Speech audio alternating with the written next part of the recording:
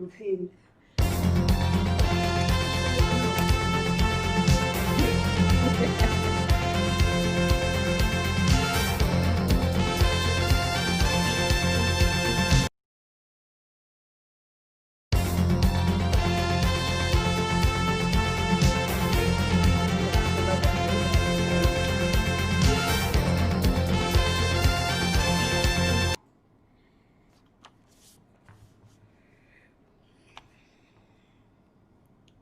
Mo, the girl is ready.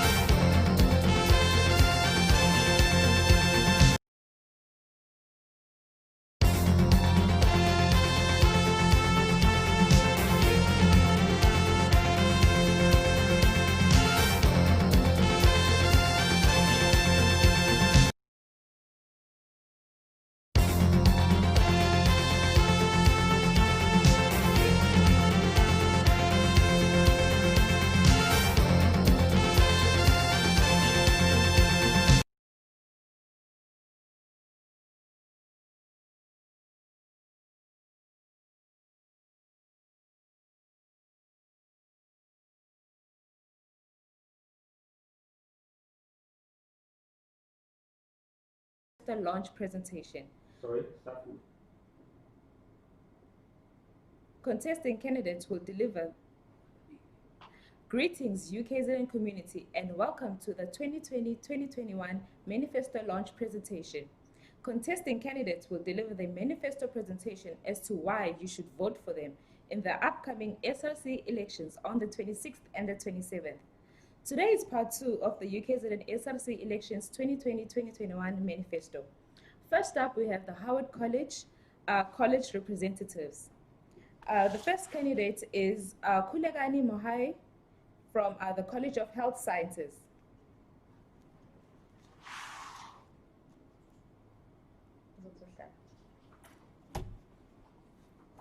Mo, you paused, right? Yeah. Okay.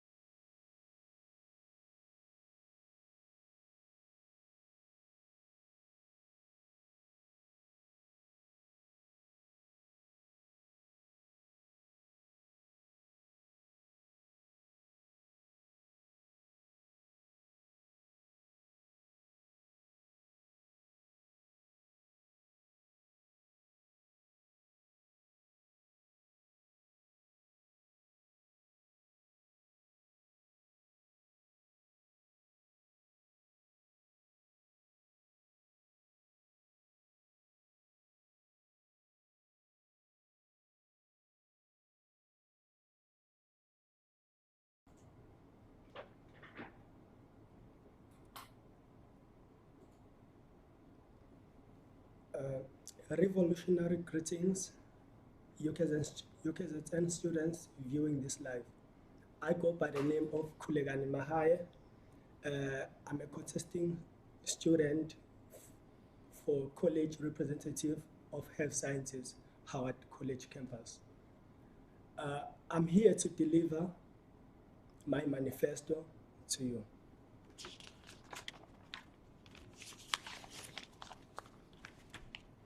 My manifesto reads as follows. First things first, I would like to highlight an issue of UKZN data issues. A number of students have been raising concerns on a regular basis regarding the Wi-Fi installed in their residences. The concerns include that the Wi-Fi is slowly and sometimes is not connecting. Such facts impose very serious issues when the students want to do school-related work. Students end up not being able to complete their given tasks on time, thus leading to students submitting late or arriving to class and present incomplete work. It is very hard to deal or tolerate Wi-Fi related issues because you may also find out that the student end up missing the important information or announcements conveyed through WhatsApp, email, and Zoom. Also, students residing on the private accommodations experience such issues, and the worst case is that some private accommodations do not have Wi-Fi. I'm willing to pay a closer look and put more effort to counteract such an issue. The second point is Skills Lab. The method and facilities used to complete competencies in the Skills Lab is so outdated. For instance, the equipment used in the Skills Lab to do temperature, pressure, and respiration competency is not found when students are in the clinical areas. There are now new machines made using modern technology that are used in the clinical areas to complete tasks effortlessly in a very short time. So I'm looking forward to negotiating with the Supremes of our college to install new modernized equipment in the Skills Lab to keep us in touch with the evolving technology in the clinical areas. Another issue is about the total hours spent in the Skills Lab. You'll find out that the students finish their competencies before finishing their hours. Then students will have to come and sit in the Skills Lab just to finish hours, thus causing chaos. I'm looking forward to speaking on this issue, and it's either they reduce Skills Lab hours or they demolish the hours system, because the only thing that matters in the clinical areas are competencies, not the time you have. Then I'm going to enter on the issue of meal, PA, and the uniform allowance. I respect the fact that students have certain hours to cover at the clinical areas in each and every academic year. But the problem starts when the students have to begin going to clinical areas during the holidays, and we all know that during the school holidays our allowances are paused till we reopen. The struggle faced by the students is that we run out of food in our residences, which forces us to go home before finishing placement period. Also, students residing in the private accommodations have to pay their rent to the landlord regardless, which also forces students to leave before finishing their clinical placement. The other issue is about uniform allowance. This seems to be a very difficult issue since all our previous leaders talked about it, but they failed to attain the goal. Nursing students should receive allowance to buy the uniform they wear on the clinical areas. I'm looking forward to engaging with each and every sector in the upper structure of our college leaders to tackle all the mentioned issues regarding the allowances. Then I'm going to talk about accommodation and transport. The fact that nursing first-year students must occupy off-camp residences is very controversial. But for some reasons, we may overlook that motion. The big deal here is the condition that the students occupy security, maintenance, and residence resources. Students should not complain about losing their belongings, cold water in the showers, and poor Wi-Fi, and malfunctioning elevators.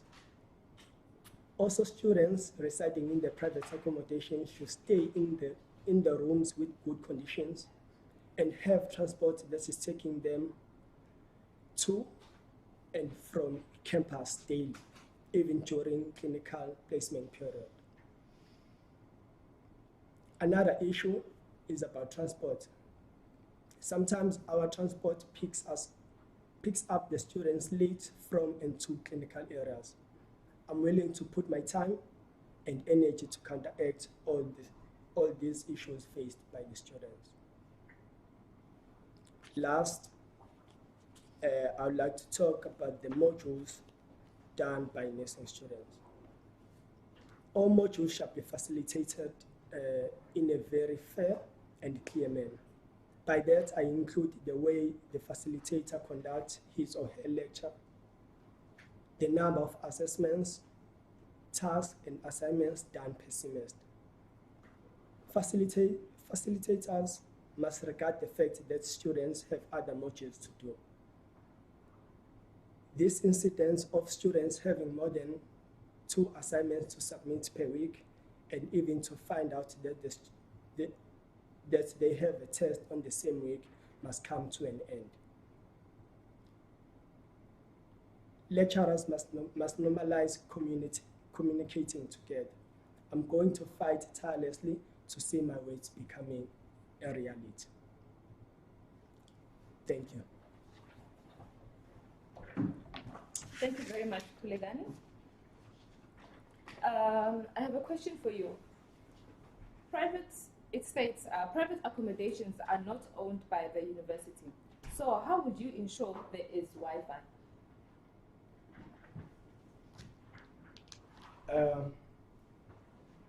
Once and for all, to answer the question,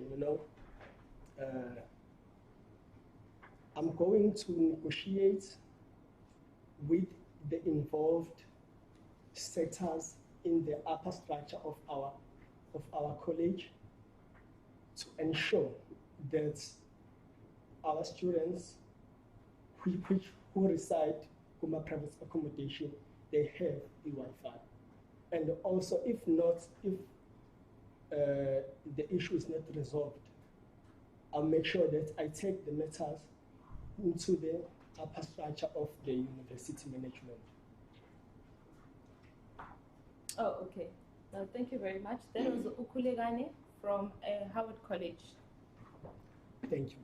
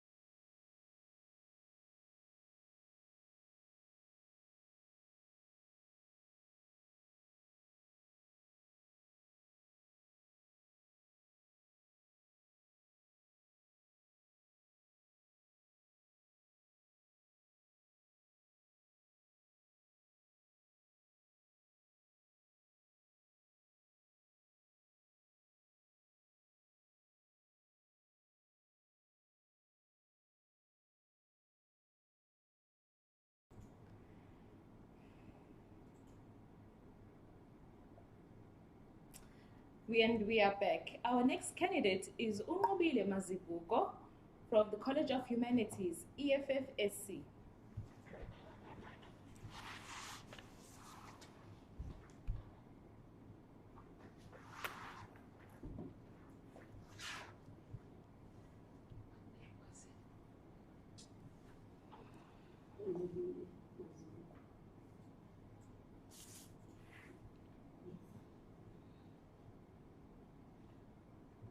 She's not too close, is it? Proper.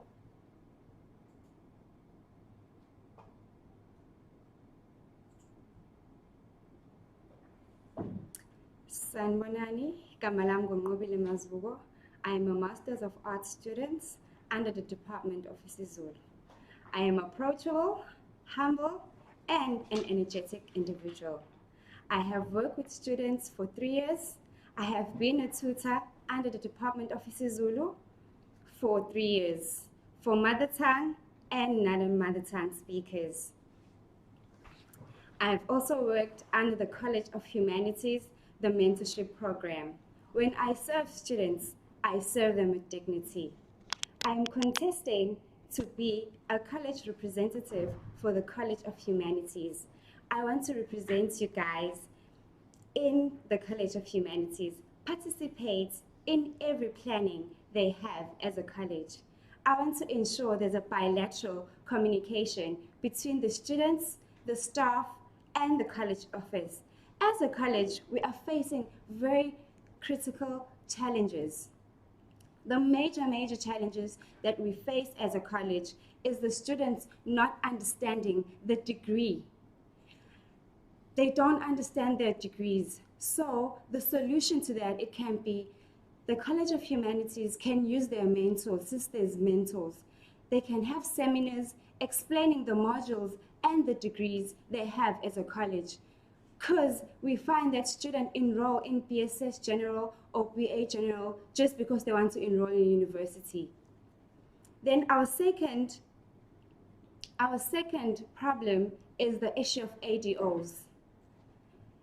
Humanities is a very large college. We can't have 6 ADOs running the College of Humanities. They should increase the intake of ADOs.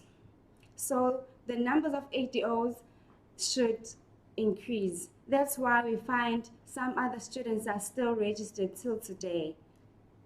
Then we have our mentorship program. Our mentorship program should be active and not reactive. It should focus on students on green compared to focusing on students that are already at risk. That thing should be fixed. It is easy working with a student that is on green than a student who is already at risk. Then we have our major issue, which is the postgrad funding. Postgrad funding is an issue in the College of Humanities. Many students are not funded. I would ensure that students who are NSFAS beneficiary continue receiving funding. And the criteria, they should give us a criteria for the 5,000 off funding that is given to postgrad, because we're not sure who receives that funding. Is it the first-time applicants or second-time applicants? We'd need a criteria for that. Then we have our postgrad spaces. When you start your undergrad degree, you'd find that there's 1,000 students doing criminology. Second year, it goes down. On your third year, maybe there's 500 students. Then when you go to your honors, the intake is only 500 or 200 or 300. So guys, I feel like that is not fair to the students.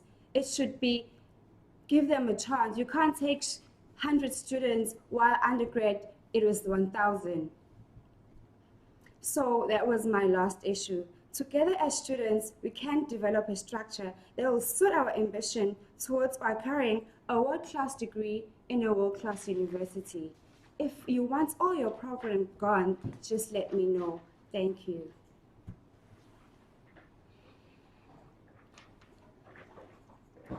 Thank you very much, Mobile. I have a few questions for you. Humanities already has a program that assists students in picking modules. How would you intensify the program? Okay, thank you. I would like mentors to partake in the program, help students understand the modules they are about to take. Oh, okay, thanks. And then humanities is the largest college in UKZN, but the most neglected in terms of resources. How would you address this issue? Okay, thank you. I would like the SRC to step in. Help students have resources. Like, for instance, with College of Health Science, there's transport that transport them. So we'd also like that as a College of Humanities. So SRC should address the management, make sure that there is equipment for students under the College of Humanities. Okay, thank you very much. That was Unmobile, College of Humanities, EFFSC. Thank you. How was it?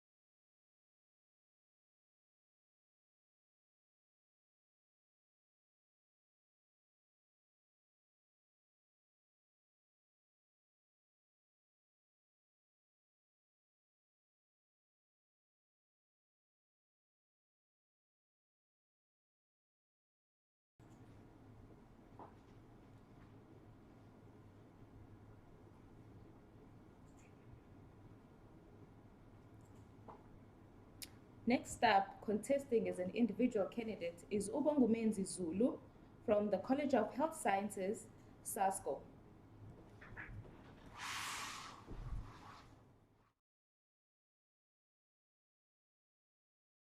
So uzokubalela njengakusini so sithola.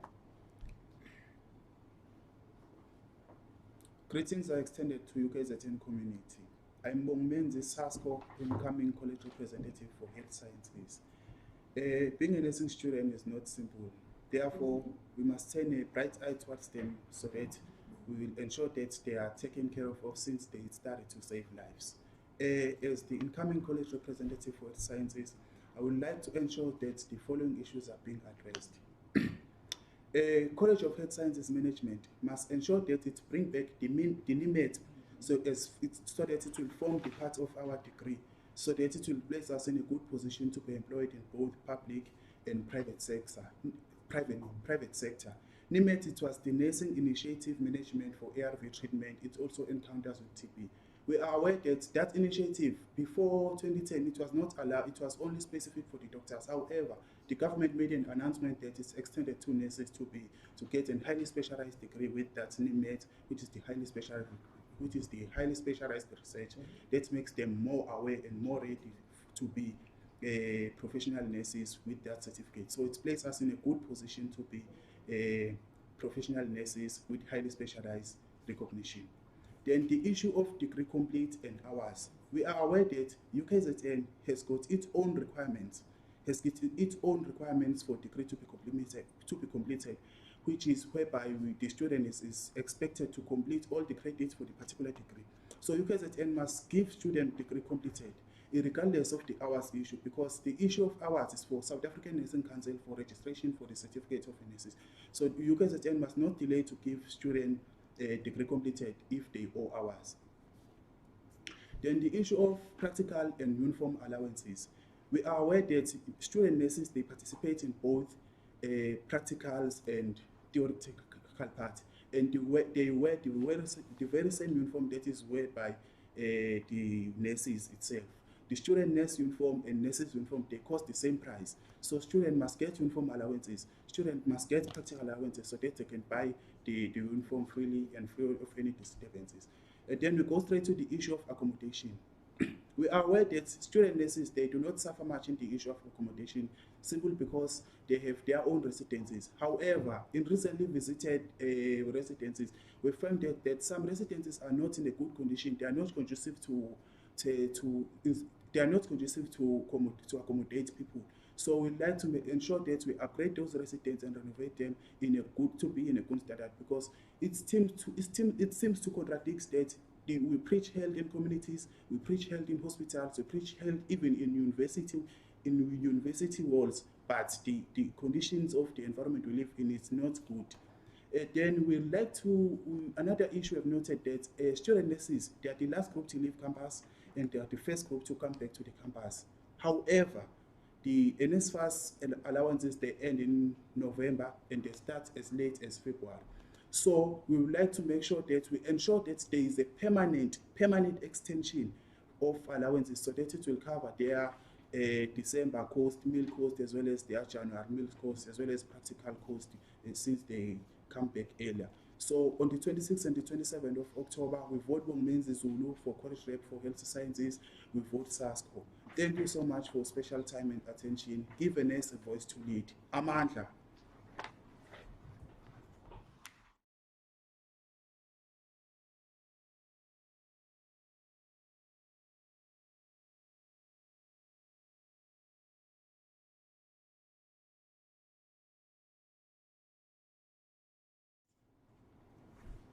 Thank you very much, Bongumenzi. A quick question for you.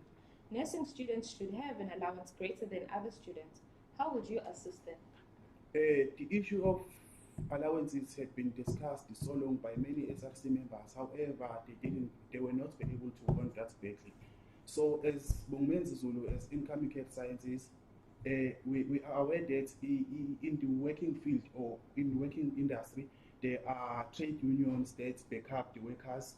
So even in educational, there's SATU, NATU, on other organizations. However, We as nurses, we got our own, which is DINOSA. Even us, since we are student nurses, which participate in both educational and theoretical. So in hospitals, we had this DINOSA. So DINOSA has extended his wings or her wings to us, so that he or she can accommodate us, the structure. So we have DINOSA student movement, which have the local branch for the institution, provincial, as well as the national. Then we have DINOSA for workers. So as Moment is standing here in this platform, I've been recently appointed as deputy chairperson for DINOSA student movement provincial structure, which means my leadership skills are highly recognizable. So I will contact the DINOSA provincial structure to come and sit up with us. Then we talk to the management. If the provincial structure fails, then we'll call the national structure. If it's failed, then we'll invite all these structures. Then we invite the management itself. Then we attack. So we can't fail, or they can't fail of us. If our trade union fails, which means we don't have a trade union. So that's why I can say they can believe in me, because if the provincial structure has trusted my leadership skills. So it would be very contradiction if the province believes in me, then people I'm living with, they don't believe in me. Thank you very much, Menzi. That was Menzi from the College of Health Sciences, contesting as an individual candidate, SASCO.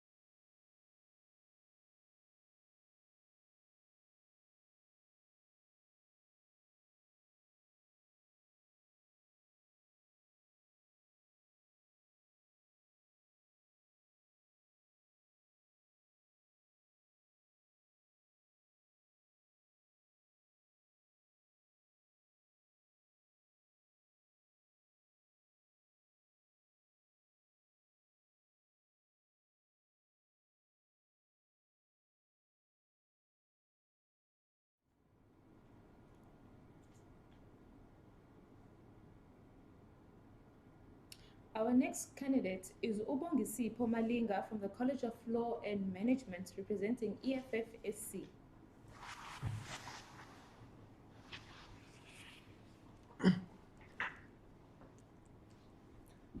Greetings, ladies and gentlemen. My name is Ubongisipho Malinga, and I'm contesting for the College Rep of Law and Management.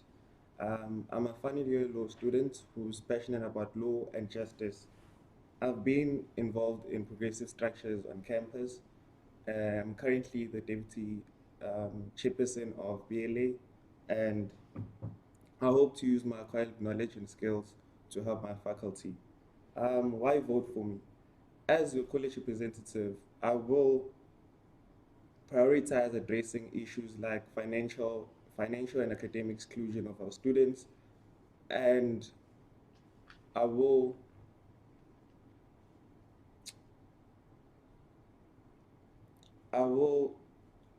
fight for the postgrad intake policy to be revised.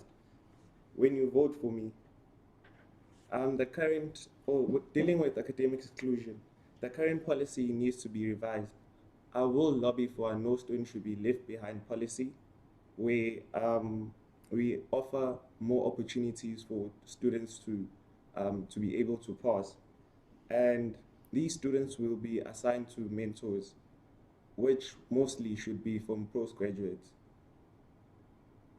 Dealing with postgrad intakes, as stressed before that, we need more mentors for students that are on probation and students that are on risk and everything. So getting more people or postgrads for the college will help the college to have more mentors that will be assigned to people, so that we decrease the number of people that will be left behind. The other problem that we have as the College of Law and Management are moods and vacational work. In our college, as we know that we only have moods in final year, so that's the only time that we get to moot. So there are progressive societies like SLSJ and BLA. I will make sure that their resources are increased so that they work effectively. So I will encourage more students to join these clubs and societies, so that they can be able to be trained with the necessary skills before they come for their moods on their final years. With vocational work, I'll ensure that more students are taken for vocational work in one of the law firms that we have close by. So I'll work hand in hand with the BLA to ensure that more students from the faculty actually get vocational work. Based on my experience as a law student, I am prepared to represent your interests, listen to your grievances from meaningful partnerships, and create more opportunities. Your interest is my mandate, and that all that matters. Vote for Ubongisipho Malinga. Thank you.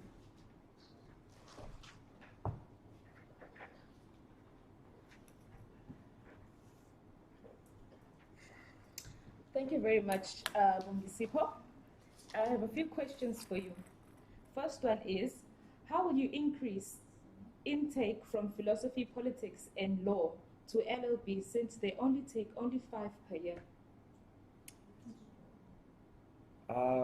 Thank you for the question. Thank you for the question. As stressed that we need more postgrads for mentoring our students.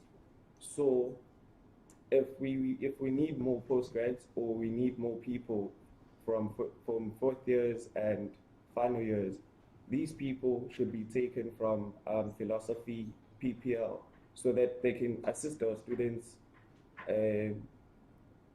assist our struggling students with mentorship and training. Okay. My next question is, a College of Law is one of the colleges that has the highest exclusion rate. How would you change that? Um, I just spoke about it that we'll have more mentors to assist students that are on probation. Be, we should not wait for students to be on probation. Um, our mentors our first year students and second year law students will be assigned to mentors who will monitor them and check their progress from first year every semester. So in order to decrease the level of exclusion, our students will have mentors that will be assisting them. Okay, so then would you then say the college does enough to prepare students for the workplace? Not entirely. Like I said, that we only have moods on our final year, and we don't have vocational work like people from the College of Humanities, where they get to go and get practicals and whatnot. We only get to moods in our final year and vocational work. You get vocational work for yourselves. So currently, the college is not doing enough for us to be in the workplace. Okay. Okay. Thank you very much, Bongi Sipo. That was Bongi Sipo from the College of Law and Management representing EFFSC.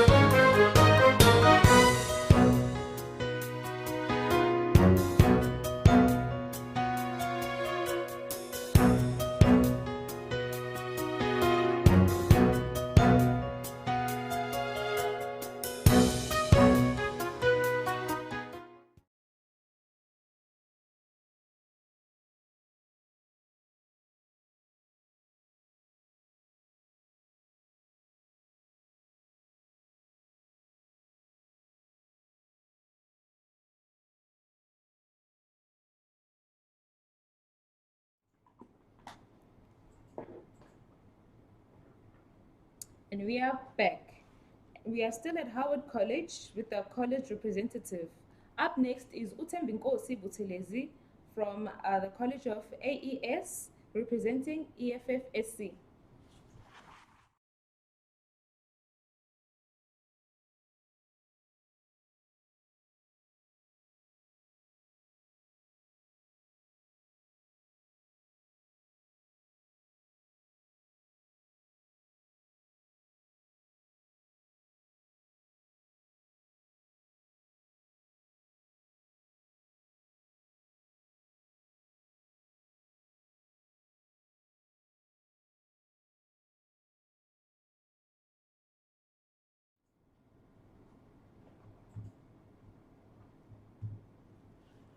Warm greeting students of Agriculture, Engineering and Science and the greater UKZN population. My name is Tsembinkosi Buthelezi. I've been mandated by the EFFSC to deliver there by the College of Agriculture, Engineering and Science. The mandate that I've received is a clear one. The student issues can no longer be ignored, and upon my election will never be ignored by the management. I've been in this position of leadership. The students of Victoria Heights have trusted me and elected me as their secretary. Currently, engineering students elected me as their treasurer in the Surveying Student Society. And I delivered. When the ES students elect me, I'll also deliver. When I get elected, I'll engage with the Department of Residence Affairs together with RIO to make sure that all final year engineering students are prioritized as much as health sciences students when allocating students in on-campus residencies. I'm saying this because our final year students are registered for projects and designs which requires them to be on-campus residencies. I'll address the matter of class mark. Class mark should not contribute less than 40%. To me, it doesn't make any sense that you work the whole semester only to find out your class mark is contributing 33%. I'll advise the college to make a relationship with companies and councils under AES professions and also organizations in order to provide in-service training for our graduates and vacation works for those who do not have sponsors. I-college kumele izame ukuthi ikhanda ubudlelwane nama-organization nama-councils ukuze ama-graduates ethu ekwazi ukuthi aqasheke noma athole ama-in-service training, and ama-undergraduates ethu akwazi ukuthi athole ama-vacation works, nalabo abanganawo ama-sponsors bekwazi ukuthi bethole ama-vacation works. Kube ukuthi umuntu obuya for i-masters umuntu obuya ngoba nakhe ethanda, hayi ngoba nakhe engawutholi umsebenzi. I'll provide more mentorship programs for first-year students under AES in order to reduce the rate of exclusion. Njengoba sazi sonke lapha ka-engineering ukuthi ama-students are excluded kakhulu ama-first years. If there are more mentorship programs, this can reduce the rate of exclusion. And lokho kugcina sekwenza nokuthi if ama-students aseka-second year uthola ukuthi umfundi usene-robots mhlawumbe eli-orange or red akasakwazi ukuthi aqhubeke kahle because vele set risk or red. Locals Nawaz would eliminate by providing more mentorship programs. I'll advise the School of Mathematics, Statistics, and Computer Science to get more tutors for first and second year modules. Abafunda by engineering, bayazi ukuthi lapha kwa first and second year modules, sinama modules afana no applied mathematics, calculus, and physics, whereby see large number of students. Uthola ukuthi kwi-session ye tutorial kunama tutors awu-2. You spend like 3 hours kodwa ugcina u-answer uphenduleke kwimibuzo mhlawumbe emibili noma emithathu. I'll address the issue of exceeding fees due to vacation works, final year projects, and safety attire and workshops. It doesn't make sense ukuthi kungathiwa ama-fees exceed while i-university or i-management yazi ukuthi vele le nto yinto vele kumele uyenze esikoleni. Okuyinto shuthi kumele bayi-include ku-NSFAS. Or if bayahluleka lokho, they should increase NSFAS allowance NSFAS package for our engineering students. I'll engage with the ICS and the university to allow the lands which are utilized by AES students to operate 24/7 during the lockdown because AA students use softwares and some of them are licensed, therefore they cannot be accessed easily, just to provide convenience for those who do not have personal computers. As engineering students, siwadinga ama-LAN and siwadinga for 24 hours.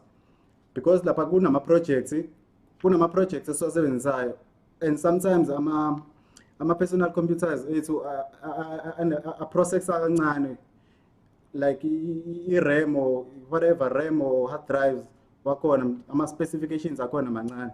So siyadinga ukuba se-LAN 24/7. I'll create more programs, educational, sports and entertainment for engineering students, whereby my engineering students can interact and have fun and get to know each other. I'm committing to serve the agriculture and engineering students with transparency and account for everything that I do. Please vote for the uncontested incoming college representative of agriculture, engineering and science. And don't forget to vote for EFFSC. Amanda.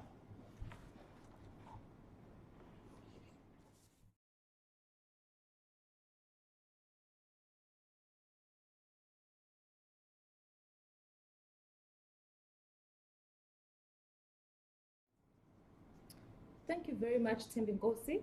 I have a few questions for you. Why do you feel only final year students need to be prioritized for on-campus residence?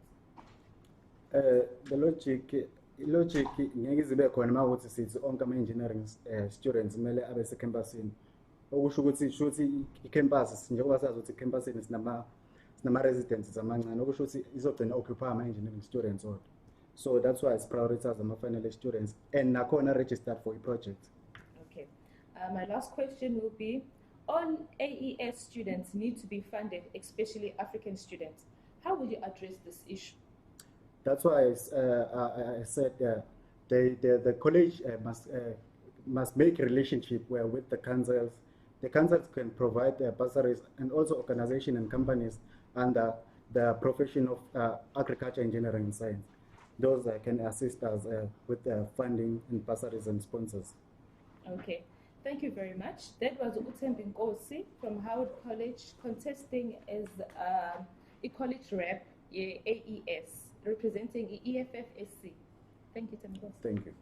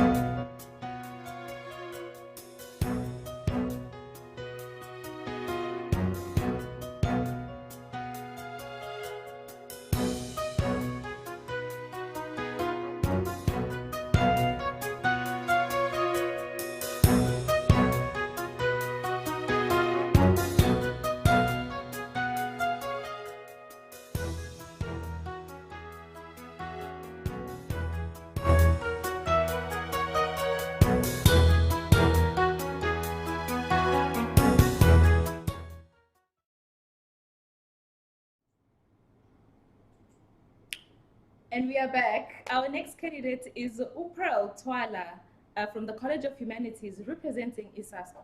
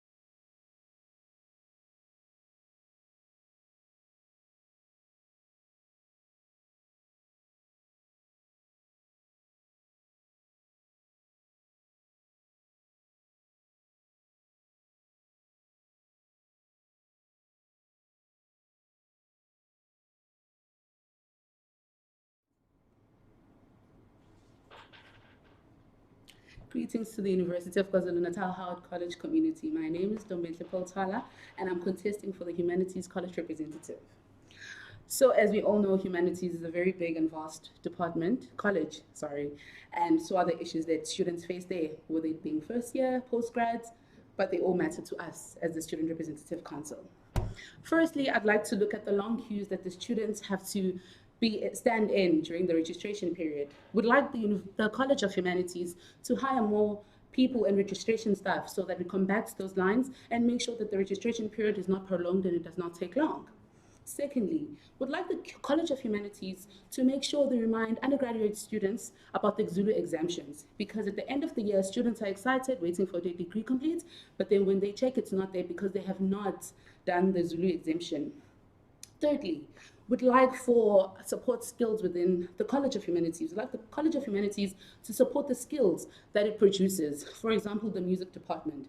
Would like the College of Humanities to make sure that they prioritize them, especially when it comes to their equipment. Their equipment is very poor, and would like them to actually prioritize them, especially when placement for their residences is done. Because you can't place a music student and a four sleeper. For example, I had a person I was staying with first year in a four sleeper was doing music. It was very hard for them to study and do their practicals because it was very disturbing to us who are not doing music. So I'd like to make sure and prioritize those students.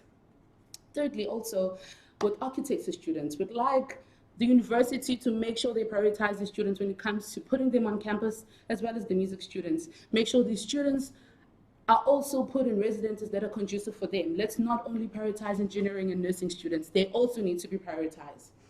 Thirdly, we'd like to look into the issue of ADOs. The school has now 6 ADOs, and that is not sufficient for the amount of students the College of Humanities has. We'd like the school to extend their contracts so these people are catered for, and they are very important structure within, we know they are very important structure within the college because they support all the skills and they are there to make sure that students have degrees that will help them. For example, I had a friend who was doing this third year and he needed to register and he went to an ADO. The ADO sent him to the college because he could not register. When he got there, the staff laughed at him because he was majoring in criminology and music. So this takes me to my next point. Please, please, please, we need to prioritize the induction of mentors. The mentors need to be well inducted because their lives of the students rely and lie on them. They make and break people's futures. Make sure that these people are well inducted and they know what they're doing. If it has to be, we'd have to hire more so that they do not have a large number.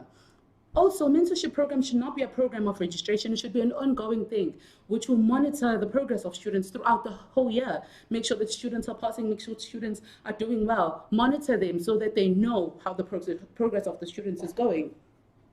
We also would like the schools to have their own orientation, not just the College of Humanities having its own registration. Each school needs to have its own orientation. School of Social Sciences needs to have its own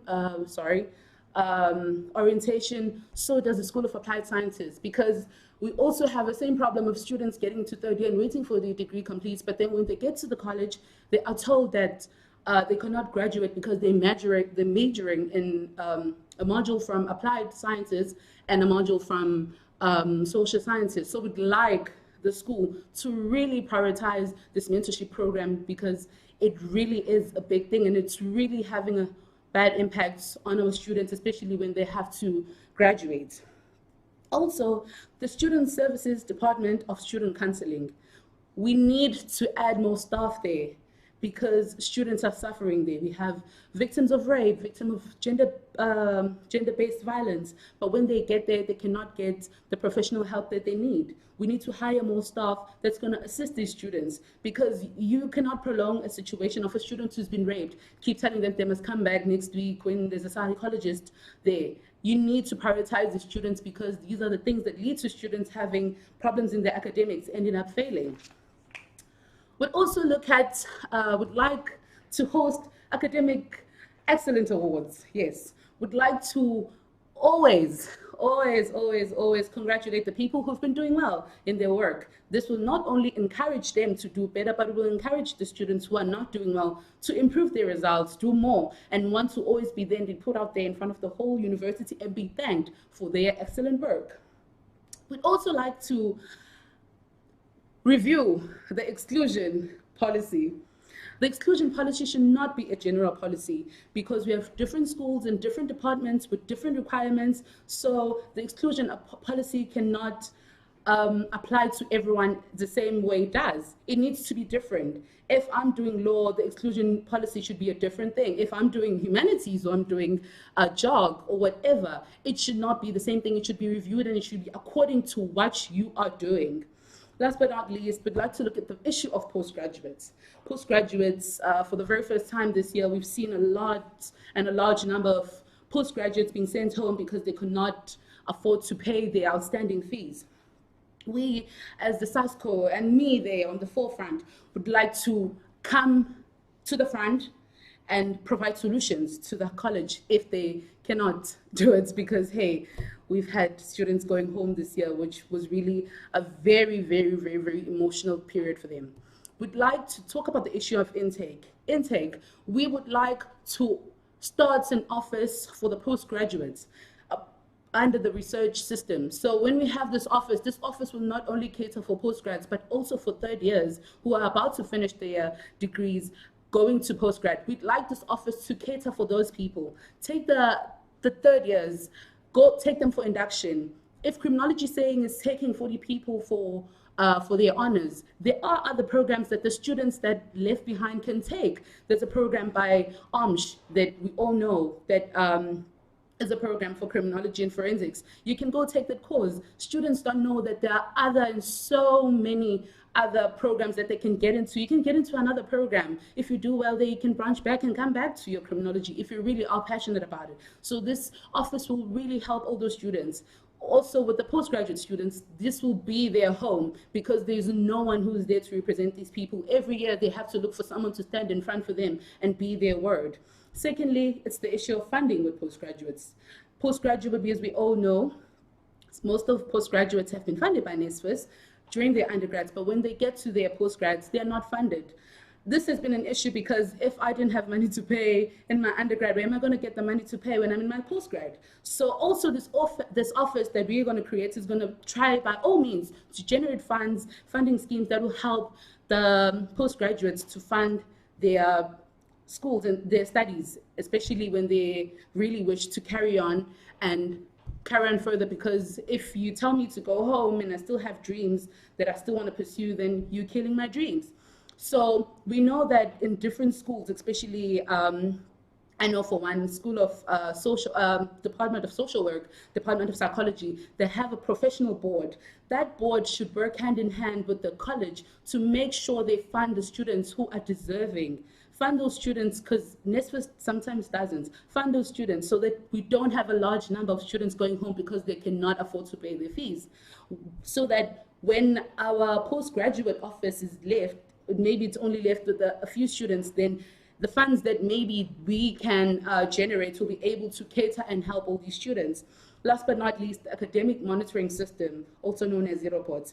We'd like the school to look into this thing, not just jump from taking a student from a green to a red, but monitor people's progress. A person does not go from a 90 to a 10, but it's a progress. Look into what's really going on in their lives. Check, take them to psychologists. Don't just change the robots out of the blue. Look, monitor them. Also takes us back to the issue of mentorship. The mentorship program is really an important structure, and we'd like the college to really prioritize this. Thank you so much. My name is Ndomehle Piltwala, and the 26 and 27, come out in numbers, vote for SASCO, and vote for Ndomehle Piltwala as your College of Humanities. Thank you.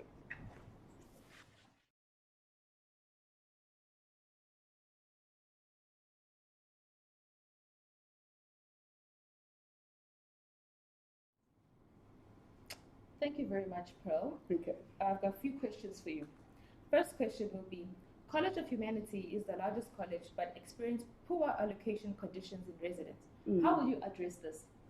As a college representative, I did mention, as I was beginning, I did say that we'll take high priority in first postgrads in every person that is within my college. Obviously, the issue of humanities student in place in residences that are not conducive enough, we'll make sure that we work hand in hand with our residence assistant officer to make sure that all the residences, not just humanities students, but all students within our college, not even within our college, also in the whole university, are put in places that are really conducive for them to study. You can't put me in the room, in a place where there's gangsters outside. When I go outside, all of those things are happening. So really, it's not just a duty of me, but I'm going to work hand in hand with my resident assistant officer to make sure all residences, not just my college, but all residences are conducive for students.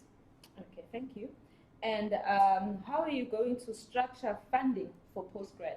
Postgrads, as I did mention, there are programs within the school. As I did say, the psychology department, the social work department, the job department has a professional board. We'll work hand in hand by asking and pleading with the professional board to fund the students deserving within the college, to fund the students so that they can pay for their postgraduates. With the students remaining that cannot afford to pay for their postgraduates, we will source out funds by looking into, when we have a structure that is there to look at one thing, I don't think they'd fail. They make sure that there is money that they generate, be it with programs, be it with funding schemes, to make sure that all students are not left behind, but are there to be back and put back into campus. Okay, and my last question will be, GBV is on the high. So how will you address this in the college? In the college, as I did mention also in my manifesto, we need a really effective support system at the student counseling, because that's where it all starts. If someone is beating me up, or if my boyfriend is beating me up and I get there and they tell me to come back next week because there's no psychologist on standby, what does it happen? I have to go back to that person and they beat me up. But it's a different case if I get there and then there's someone to help me and assist me there, help me with building myself and maybe leaving that relationship. It's a different story. So it really has to work with how the student support services of the student counseling works. It really needs to be effective. We really need more staff there to help students so that we don't have an issue or a case where students really don't have anywhere to go to. Okay, thank you, Pearl. That was Pearl Twala from representing the College of Humanities, SASCO. Thank you very much.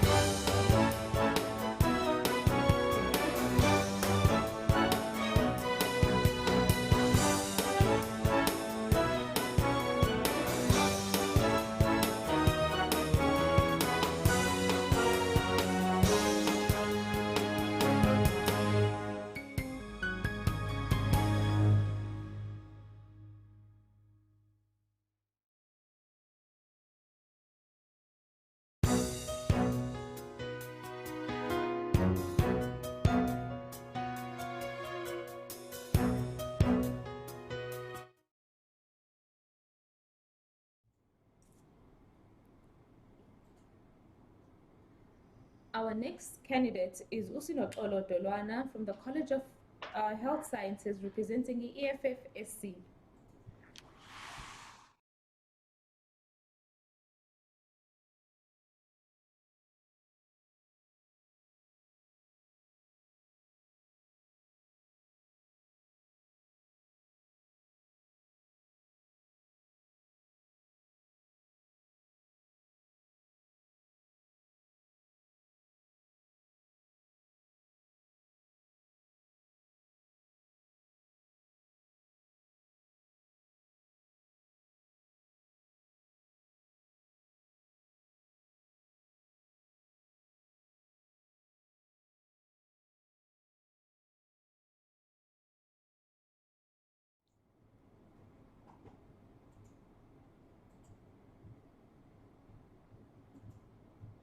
Molweni, igama lam ndinguSinoxolo Dolwana, a second-year nursing student.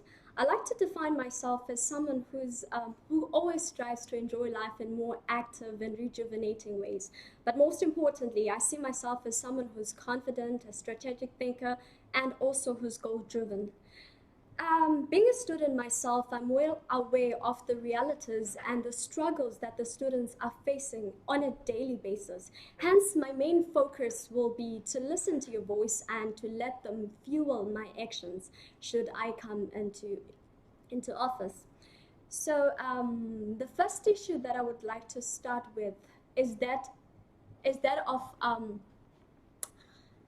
the nursing students' allowances, both the practical and the uniform allowances. This is something that has been going on for quite some time now, and I believe that issues like this do need solutions, and especially that the fact that it has been going on for quite some time and no real proper solution has been provided to such a matter. I believe that matters like this should at some point to be taken into discussion tables and be provided solutions to that too. And believe me, I have been doing a lot of underground work and consulting with relevant people in order to see how exactly can issues like this be tackled. The second issue is that of our school clinic. It's not having any of our nursing students. I believe that this is something that is very important. I do not understand why can they not employ our own nursing students. I believe that immediately after ComServe, students must be employed in our school clinic, must have opportunities in our school clinic. Furthermore, the issue that I would like to also put into the table is that of the university. The fact that they must form partnership with private and also public hospitals. They must form partnership with those hospitals in order to secure future employment for our nurses. Immediately after ComServe, people must have secured employment. It does not make any sense to me that the university can just keep on producing nursing students, constantly producing nursing students, but not actually also plan a future that is actually much more secured for those nursing students that they're constantly producing. One other matter is that of the first-year students. This is one unpopular issue, but I believe it's very important because you find that in first-year level, a lot of people are constantly failing in subjects like Chem 100 and anatomy. This is a problem, and a problem that needs a serious intervention. I've tried to the best of my ability during the beginning of the year and the lockdown period to help where I can, but I believe that matters like this need intervention. And what fascinates me is that as much as this is a problem, there are a lot of solutions that can be provided if we just bother ourselves and try to find those solutions.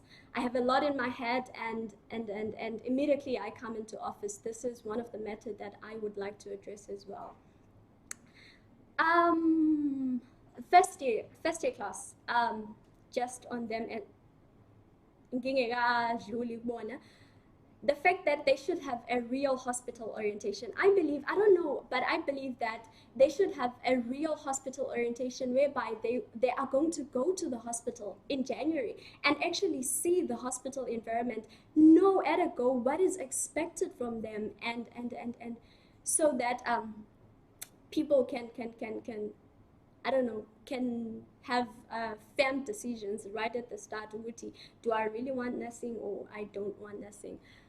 Because we have had an issue of a student dropping out in third year level, and one of my friends dropped out of nursing in first year, which was very sad. But I believe that issues like that should be tackled as well. There were a lot of issues that were submitted to me. Some of them are very minor, but I see they're very important as well. Issues such as the yellow land being sometimes unoperational and for example, the printing machines are not working, are not constantly working. Sometimes the land is sometimes closed and all of that. So I believe that's something that should be fixed as little as it is, but to some students it matters the most. And for first year students, transport irregularities, I believe that something should be fixed as well, because we can't be risking people's lives. I believe there should be no student, especially young girls, who are going to move from Howard to medical campus, Behamba border, in a very high traffic area, such as human traffic areas, such as Ideben. So I believe matters like that should be brought into discussion and should be solved. One popular issue, though, my last issue is one popular issue that everyone is talking about, and I felt like it needs an intervention as well. The issue of the skills lab, it having old and outdated equipment, I believe that is something that we should take a look into, as much as, because they're preparing us for masiyosebenza kwizibhedlela ezingena-material and all of that, we should be prepared to use such equipment. But I believe that most of the equipment that is currently used in the hospitals is no longer that equipment. I don't want to say we don't need it anymore. Maybe they can train us with that equipment, but also bring relevant stuff that are actually used in the hospitals currently. So I believe that matters like that should be fixed. And if the university fails to assist us in this issue, I believe that there are many sponsors that can be willing to support us on this issue. As one of the university laboratories has been recently sponsored as well. Yeah, I do have a lot of points, but because for time's sake, I believe that I should stop there. So ladies and gentlemen, vote for me on the 26th to the 27th of October to be your next College of Health Science rep. I won't disappoint you. I won't disappoint you at all. And by voting me, you would have made a very, very, very good and proper decision. So thank you very much. I am welcome for questions.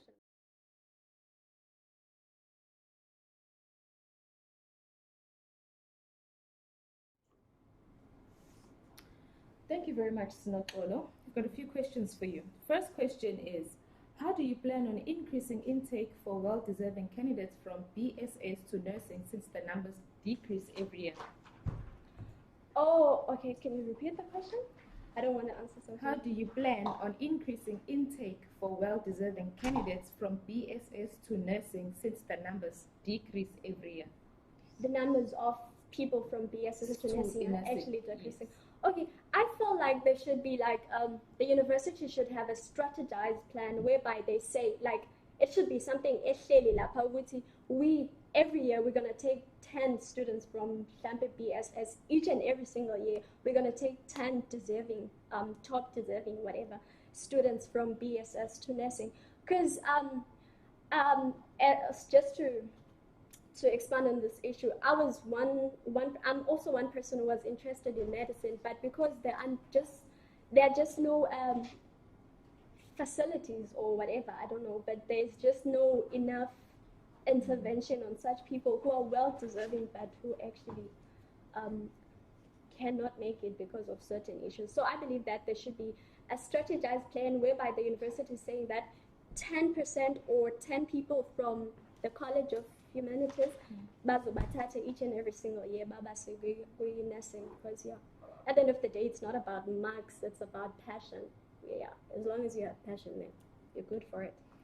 And how would you address the issue of transport? Oh wow, the issue of transport, that's something that's very close to my heart, because we can't pay people, I'm sorry for putting it this way, we can't pay for people for being responsible for transport, and at the end of the day, babene irregularities.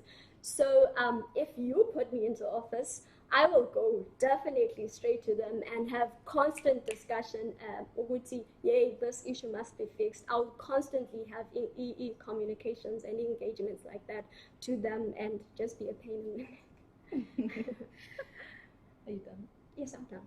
Okay, thank you very much. That was Usuno Olo, contesting for the College of Health Sciences, representing EFFSC. Thank you, Usuno. Thank you.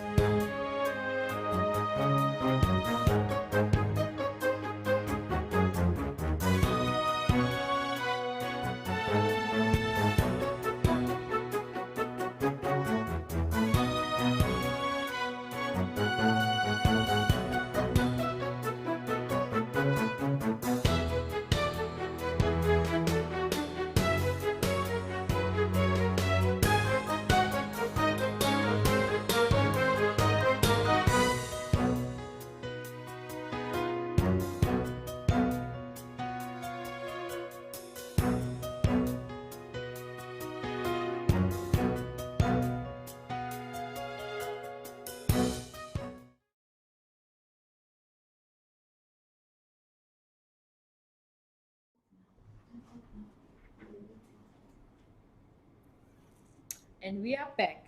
Our next candidate is Umandla Ngidi from the College of Law and Management.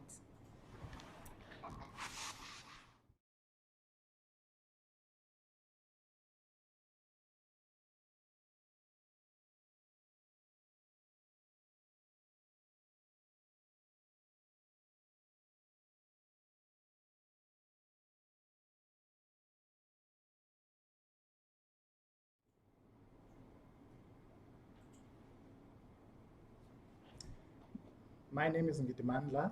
I'm doing my third year LLB with the School of Law, and I want to thank students for entrusting me with this opportunity to be their representative. I have worked with, in the previous years in the law school, I have took the opportunity of working with the BLA so that I learned how the structures of leadership are working. So I didn't sleep last night and decide this morning that now I want to become the student leader. I have been served, so I believe that if you want to serve students, you must be served first. So there should be people who lead you so that you learn from them how to lead other people. Yes, we are aware of the challenges that law students are facing for over the years, and the biggest issue is that of on-camp residence, which most final year students and fourth year students require. We understand that housing is receiving a very high volume of people who should be prioritized for on-campus residence. But in my office as the college representative, I will make the recommendation with the Department of Housing and also in partnership with the School of Law Teaching and Learning Committee that they should prioritize fourth-year students, specifically those students who are doing TLS, teaching legal skills, because they spend so much on campus, so they need to be available on campus for more hours than compared to maybe other students. So that will economize their time if they can work closely with the school. Also, those students who are involved with street law, they have to attend between Howard College and Westville because of the practical learning or because of the practical exercises that they are engaged with. So therefore, if they are on campus, that will economize their time because they don't have to travel from Westville to Howard campus and from Howard campus to an off-camp residence, probably somewhere near Moses Mabhida or in Sydenham. So which means when they're on campus, they can have enough time to rest because we also strive for academic well-being and academic excellence.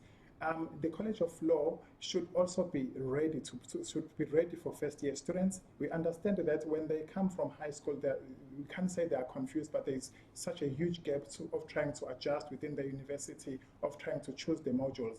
And trusting me and putting me as your college representative, I will ensure that I initiate a program where we will expect second, third, and fourth-year students to come up front and assist the first-year student, guiding them on which modules to take, because the problem is we find students failing certain modules not because they are not smart or because they are not handling the work, but because it doesn't really match with the subjects that they did. We understand that the law degree or the law qualification is a very diverse qualification.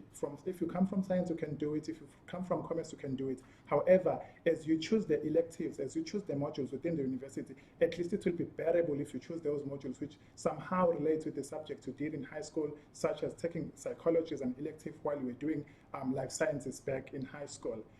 For the past 2 years, I've noticed that the issue of noise in the law library is unbearable. We need to restore the dignity of the law library, let it be a library and convenient space for studying as it was before, as it was designed to be. So now, during my time or in my time in office, I will ensure that we find additional help in the law library to assist the librarian to ensure that the noise level is decreased or rather is maintained. So, because when you go to library, it's more like you are going in a chaotic place rather than going to a place of study. Second year readiness, I acknowledge the fact that the curriculum for the LLB is changing in 2021, so first years will be expected to do more than 2 LLB or law modules now. But however, there is still a huge jump from your first year modules or first year study to your second year of study, where you are expected now to invest more time in studying, where you are expecting to develop learning skills, making of your own notes, finding cases and stuff like that. So it is the responsibility of the School of Law, the college representative itself, working in partnership with all other stakeholders within the School of Law, the PLA, SLSJ, and all other recognized organizations to ensure that students then in second year, they are aware that when you're going to study constitutional law, what is that? What is delict? What to expect in delicts? So that we decrease or we fight with these high failure rates which result in exclusion, because we are aware within the law school exclusion rate is very high, and it's very high in respect of the second year law student because of a huge gap of having to deal with 5 legal modules per semester as compared to dealing with 1 legal module per semester when they were doing their first year. Also, I want to address the issue of student support services. We acknowledge that there is ADO and there is the tutors which are helping students who might be at risk, but I am aware that this is not enough. Entrusting me and electing me as your college representative, I will ensure that the existing organization within the School of Law, the BLA, and all other recognized institutions, they work together to formalize strategies to ensure that what more can they add from what the ADOs are adding? What more can they assist the School of Law? What more can they do to assist the students to ensure that they pass? Because the idea and the overall thing that brought us all to UKZN is that we pass and we get our qualification, and then we move on with our lives. Also importantly, for over the years, we have been having leaders who lead us but doesn't come back to us to report the strategies, to report the way forward of the issues we are having. So I will host mass semester meetings once a semester where we will join together as law students, discuss our issues, go to relevant stakeholders, try to find solutions, come back and present to students a written report of the issues that we have and of the developments on those issues. What are the strategies that we have devised to ensure that we solve the problem? Because we cannot, it's fine, we can recognize problems, but if we can't devise solutions to those problems will always remain in our realm. Also, I'd like to continue with the idea that was brought by Mondli Mkhize in 2019 of a fun day, sport day for the School of Law. We acknowledge that other colleges like humanities have their sport day or sporting activities, which then takes them away from schoolwork just for them to relax. We need something like this in our School of Law. We can't be existing and living in a traditional School of Law where only thing we know is to read cases and textbook. We need to listen up, we need to freshen up, we need to relax just a bit. That is what the trend in the current day is saying we must rest. We deserve to rest and we deserve to know each other beyond the academic life.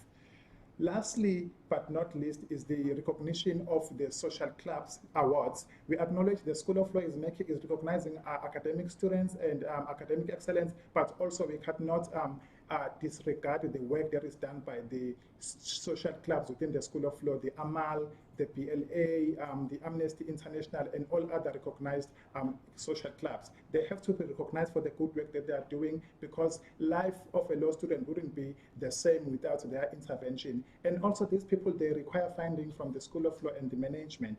We cannot disregard the fact of the work they are doing, and they cannot provide for the needs of students. They can't even afford to assist students with transport when there are vacation works because they don't have enough funding. So for them to be provided with funding will be a great step to ensuring that we live in an effective School of Law.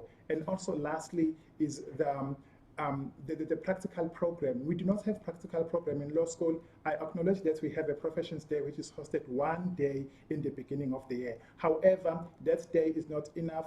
Tina, all we know is that we go to lecture venues, we read the slides, we go to the library, we read the cases, and then that's done. We don't know, most of us, what we will do after the profession, after finishing the qualification. And the idea of working in a private law firm, we understand how high the competition is. So not everyone is going to work for Bowman's there in Sentin. We need to know that if besides working for Bowman's, besides working for government as an attorney or as a prosecutor, what other opportunities are available for you as a law student? And that requires the School of Law, the teaching and learning staff, the college representative, and all other leaders within the School of Law to come together, work together, devise strategies, and advise students of other careers and professions within the LLB qualification, because the LLB qualification doesn't only rest on becoming an attorney and also on becoming an advocate. I live by the motto of saying we are all human beings. It is in our nature that we make mistakes, but we have to make sure that each and every single day that we live by, we try to strive for excellence and do better. Thank you for the opportunity.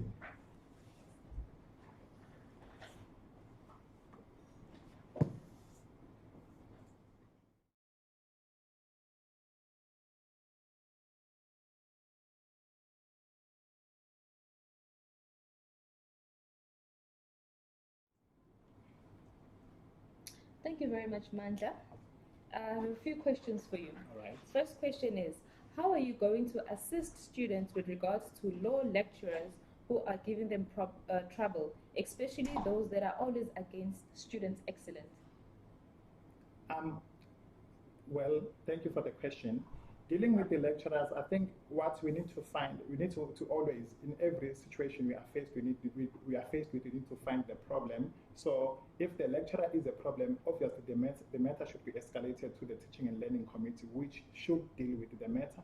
And if we see that the Teaching and Learning Committee is not doing enough, the matter should even go further to the initial school management, not the management for the School of Law, but the management for the entire UKZN. Okay. And my next question will be, law textbooks are extremely expensive. Do you have any solution for this? One of the existing solutions for now is that in fact, we've seen this during the COVID-19 period, more textbooks are becoming available as ebooks. So as much as you don't afford the actual physical textbook, but you can use your ebook, which is somehow available online. However, students must be aware that they normally are available in 5 copies. So if you need to use the textbook, you must be clever of the time, or of the time that you need to use it somehow midnight, because We understand textbooks are very expensive and the allowances that we receive from NSFAS do not afford such. However, trying to rely with the e-books would be sufficient, I think. Thank you very much. That was Umandla Ngidi, contesting an individual candidate with College of Law and Management. Thank you, Mandla. Thank you.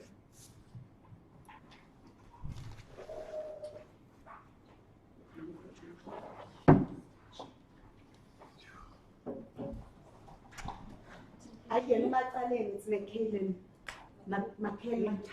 McCallan.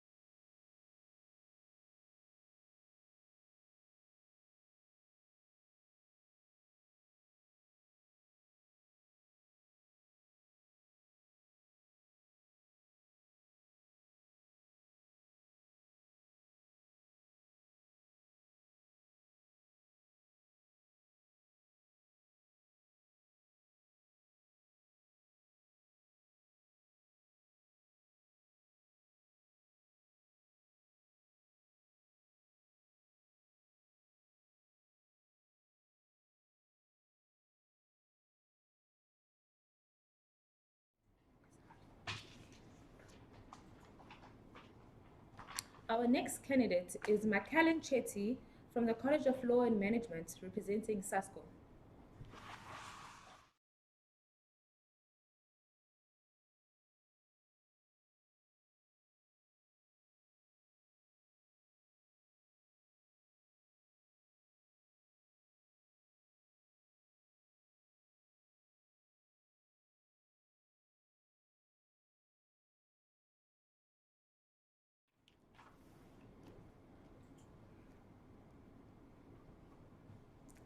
Greetings, UKZN. My name is Macallan Chetty. I am the college representative for Law and Management Studies. I'm endorsed by the South African Students' Congress, SASCO. It is an absolute privilege and an honor to be nominated by an organization that is known for fighting for the rights of students, that is known to hold management accountable for every decision and ensures that management makes decisions that are in students' best interest. Should my candidacy be favorable this term, my plans will be divided will look into two areas rather. So the one area of focus will be in terms of academic, and the other will be in terms of social and environmental. In terms of academic, at the moment, we know that there's a huge issue. We have students that do not have permits. Students that are in desperate need to receive permits and to come to university, to come to their residences, they are in unfavorable conditions, and this cannot happen. We need to ensure that as student representatives, we take every initiative to ensure that our students' best interest is always taken into account. So this will never happen under my representation. I will ensure that every student that is deserving of a student permit receives one.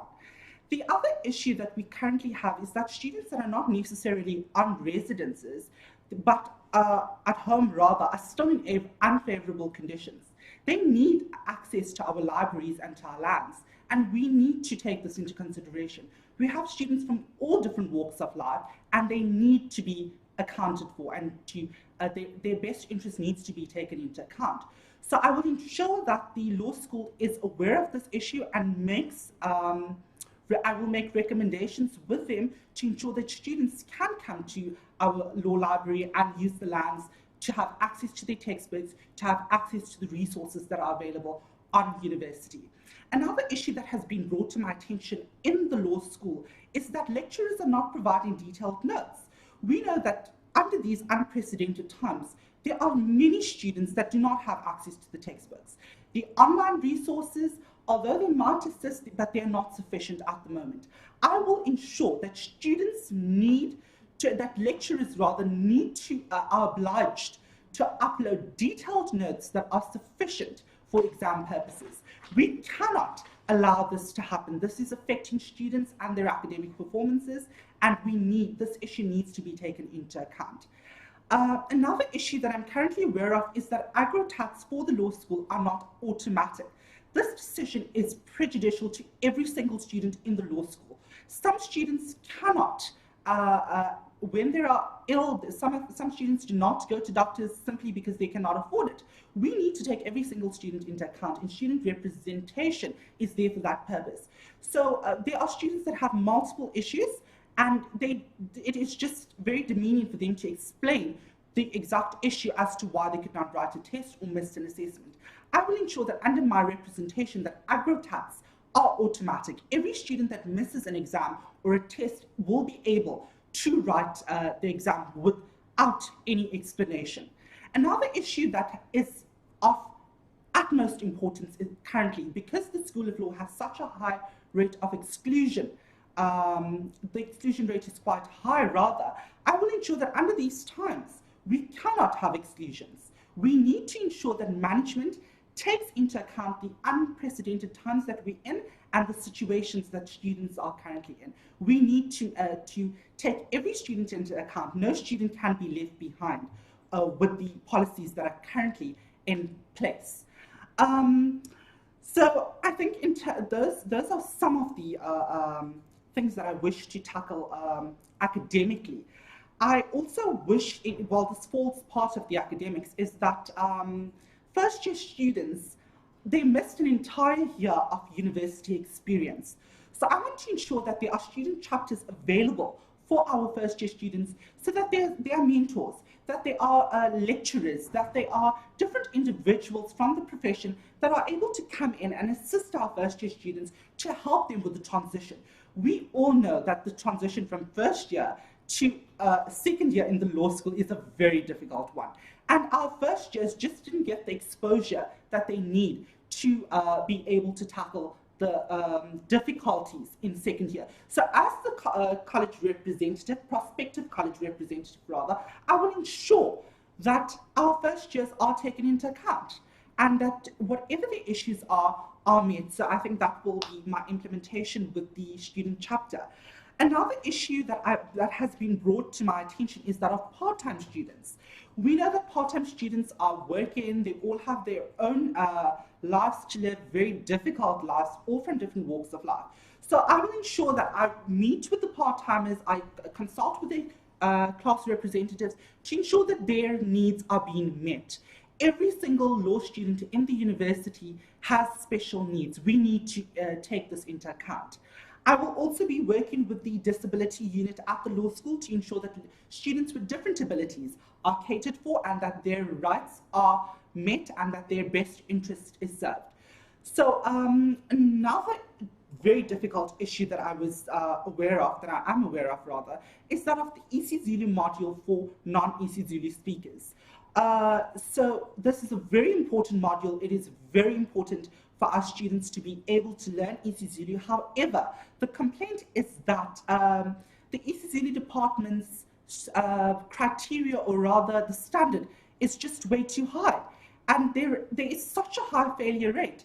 And apparently the standard is way too high for non-EC Zulu speakers. So I will liaise with the law school and with the EC Zulu department to ensure that there is some form of representation so that students are heard, and that whatever the standard is, the standard needs to be a standard that is reasonable. So this is a very important issue that I will be tackling. I think due to time constraints, I have a whole lot of issues that I can discuss, but I will move on to my environmental and social issues. So in terms of, we know in the country that we live in the world at large, we have a huge issue in terms of gender-based violence.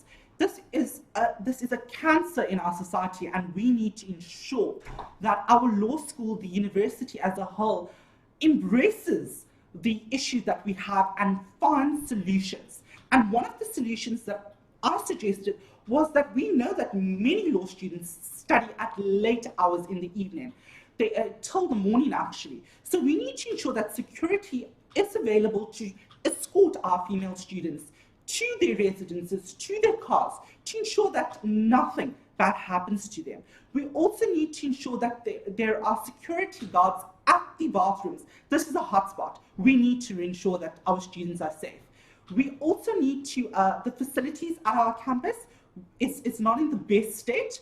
We need to ensure that we're able to meet the standard that the university has set, and the law school needs to do that. They need to ensure that the bathroom facilities, the facilities as a whole on the university is to a certain standard, to a reasonable standard.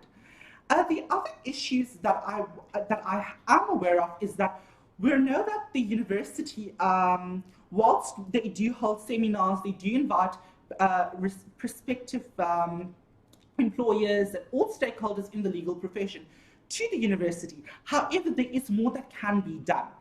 More needs to be done in actual fact. So we need to ensure that we speak to the university, we liaise with the university to bring in all the different stakeholders, to bring in the Department of Justice, the National Prosecuting Authority, to bring in all the Legal Aid Society, to not just come in and speak to us for a day or two, but to come in and mentor our students. They need to come in and avail themselves to bridge that gap between practical and theoretical knowledge that we are learning. So this in actual fact will assist prospective employers to seek students from UKZN law when there are positions available. So they will know these students, they will know the talent that we have, and that we are able to, we are hard workers, and that we will be considered when vacancies do arise. Another issue that I am aware of is, and I do intend on making suggestions to the university and to speak to all students, is that there is no other recreation, there is no recreational activities. So I think this is a huge concern. We at the law school come from a very small college. It's just all the law students. So I think we need to team build, we need to have exercises, we need to have sporting events, we need to have not just sporting events, actually we need to have more events to allow us to relax a bit. We study very hard, we have a lot going on, but we need to be able to just relax sometimes. We need to be able to team build, to work together, to socialize. And when we do that, we live in a balanced lifestyle, and that's good for all areas of our life. So this is one of the issues. Another issue that is in terms of social is that we need to have, another issue in terms of social is that we need to have the students in our university, we need to expose them to different areas in the law. So I was thinking that our expert lecturers that are experts in these subjects could actually take in students that that are interested in certain areas of the law, call them in, liaise with them, take them to meetings, take them to seminars, so that these students can get exposure to the practical knowledge. Another thing that I wanted to discuss is students suggested that we have a graduation dinner for the law school. This is a very good idea to celebrate our successes. And I think this is an important one to acknowledge our hard work and to celebrate us going into the world and making the difference that we want to. So this will be something that I do liaise with our university to ensure that something is done that students would really appreciate. So as I have said, I have a lot of issues that I want to discuss. Unfortunately, due to time constraints, I cannot discuss every issue, but I want students to know that I am available to assist you. I have the relevant experience. I've been class representative for multiple modules. I think I have proved that I am capable and I do have the experience to actually represent the law faculty. And I think that being nominated by an organization like the South African Students' Congress, that is constantly fighting for students, that is known to hold management accountable, that is known to force management to always consider the best interest of our students. And I think with the relevant support that I do have from my organization, I will be able to tackle the issues that our law school has. One of the suggestions, actually one of the implementations that my student organization has made was that we created a link for students from any part of the from any area can literally just click onto the link and share their concern with us. So we will ensure that we know exactly what the student's concern is and that we're able to assist. So if we do eventually come into power, we know exactly the issues that our students are facing. So make the educated choice, vote for a student organization that is going to represent you. This is an important decision. Make a wise choice. This decision impacts student representation for an entire year. So make the wise choice, vote for a student organization that has experience, that is known to represent students to the best of their ability, and vote SASCA. Vote for Macallan Chetty for College of Law and Management Studies, and you will never go wrong. Thank you so much.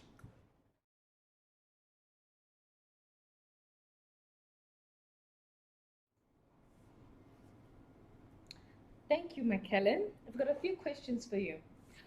First one will be, how will you address the issue of high exclusion rates, especially for African students? Okay, so currently at the university, we know that the exclusion rate is quite high.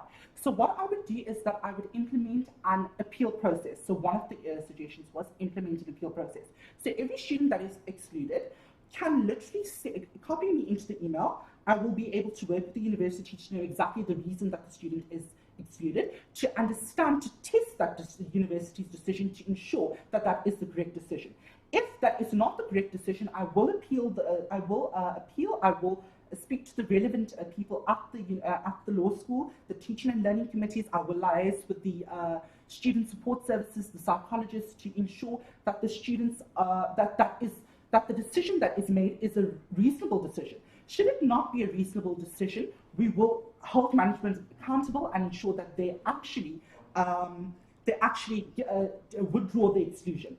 For students that were excluded on a legitimate reason, and there has to be a legitimate reason that they possibly went through something in their personal capacities that is excluding them, preventing them from performing to their best.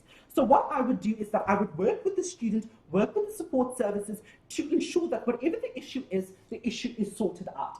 In terms of, you mentioned African students, we understand that due to the historic disadvantages, African students in all areas of our society, it is a fact, are the most disadvantaged. So what I would ensure is that these issues are addressed. I will work with all the respective stakeholders. I will work with my student organization to ensure whatever the issue is, it comes to our student organization, it comes to me, and the university is aware of the decision, and we make the changes that is needed for the student to actually progress. Because remember, these students are, some of them, especially African students, are the hopes and the aspirations of their families.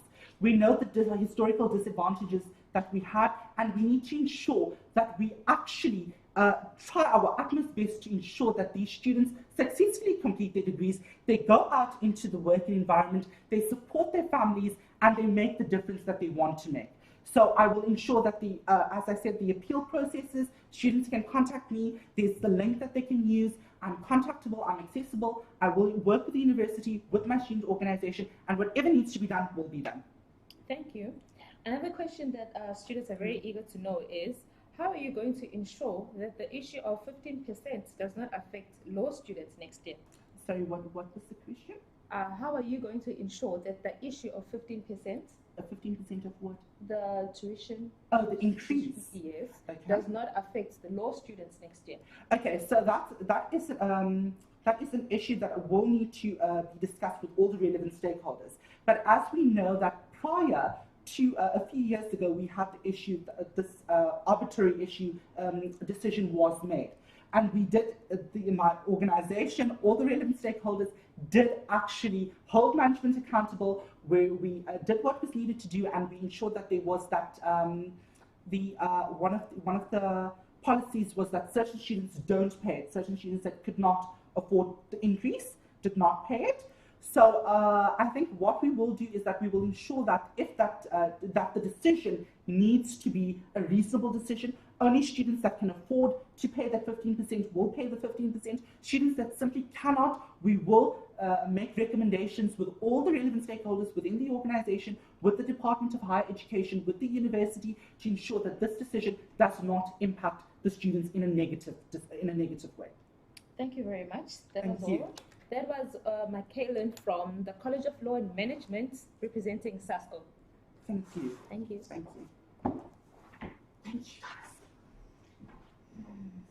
Thank you so much. You can grab, there's a lady sitting outside, ask her to dish up for you. Okay, perfect. Thank you, guys. Okay. Thank you so much for the accommodation. Okay. Because I had to come there. Thank you. No problem. Okay, we're done with the Howard PMB. PMB much.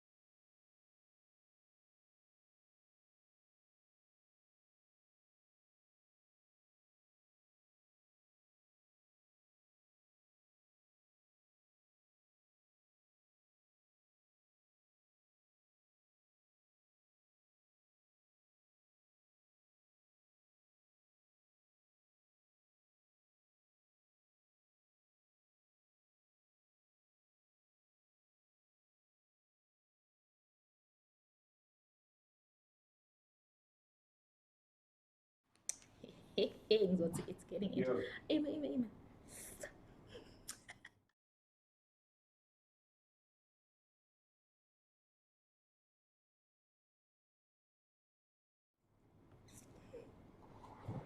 And we are back. Now we're taking it to PMB College.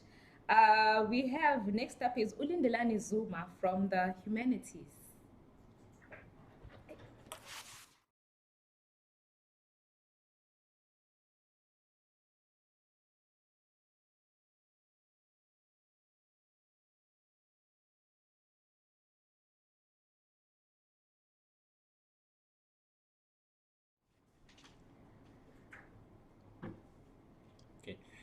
Ngithanda ukubingelela kubo bonke abafundi base-University of KwaZulu-Natal nabathameli abathamele lolu hlelo namhlanje. Sibonge ngo-opportunity abasinike yona SGLD ukuthi sikwazi ukuthi senze ama-manifesto ethu. Lo okhulumayo uLindelani Zuma ophuma from Pietermaritzburg campus, which is doing your honors yakhe in Policy and Development Studies. I'm contesting this year for Humanity Representative for College for Humanity. I-manifesto engizoyithula namhlanje is based on the interest and the voice of the student. Sihambile on the ground to hear about the views of the student all over ama students which are doing humanities. Then these are the issues which were raised by them. The first issue which were raised by student is based on exclusion, academic exclusion. Second issue which was raised by student is based on postgrad funding, which is still a problem within the university. And third issue is about external issues, external residents, which they are facing, the student, in terms of humanities and all over the campus. And fourthly, in terms of gender-based violence, which is there in our universities all over South Africa. I'm going to elaborate more in terms of academic exclusion, which is affecting my college of humanity, which end of the day we have 6 schools under a humanity college. Therefore, there is a causes which are there, which is affecting academic exclusion within this campus and all over the university. I will specifically be focusing on Iskole-Sam, which is a school, which is the College of Humanities. If cause yokuqala is in terms of academic related problem, which is end of the day egcine sibandile ukuthi ama-academic student umfundi agcine se-excludiwe. Second, it's about financial constraint, and thirdly, it's about personal constraint. Sike sabona-ke when we are going to the ground ukuthi abafundi bakhale kakhulu ukuthi they have ama-different issues ababhekene nayo emakhaya, for example nje basibheke ne-COVID-19. Sike sabona ukuthi lama-issues ama-student awafani. Then isikole siyasinika student service in terms of the support which they are giving us going forward, in terms of the support ama-psychologists. Sabona ukuthi uma siyakhona kulento ama-psychologists, there's still a problem which can lead to exclusion within ama-student. There's an issue with uma ngiyaka College of Humanities, uma sibheke Pietermaritzburg campus, there are 2 white women which are there abakwazi ukusiza abantu abanenkinga khona. The problem is paying now ukuthi lama student lawa going forward ane issue of language barrier. Sike sakuthola ukuthi uma yakhona funa set up appointment, lokho khona ama issues as ama student ababhekene now which adinga i-urgent matter noma adinga i-urgent intervention. If isolinda kube nama appointment athile kuzoba ne long effects within the student. Therefore singenza kanjani simlekelela abafundi? Therefore isolution esiqhamuke nayo ukuthi we must have i-hotline la iqhubeka ngenzeka manje njengoba kwi-COVID-19 ukuthi iqhubeke. Secondly, we must have some sort of inclusive of other black psychologists within the department, and 24 hours as the advocates, there must be 24 hours clinic, there must be 24 hours hotline abazokwazi ukusizeka abafundi, because khona ama issues ababhekene nawo adinga ukuthi bakwazi usibalekelele, because mentally you need to be strong in order to make sure ukuthi you excel kahle in academic.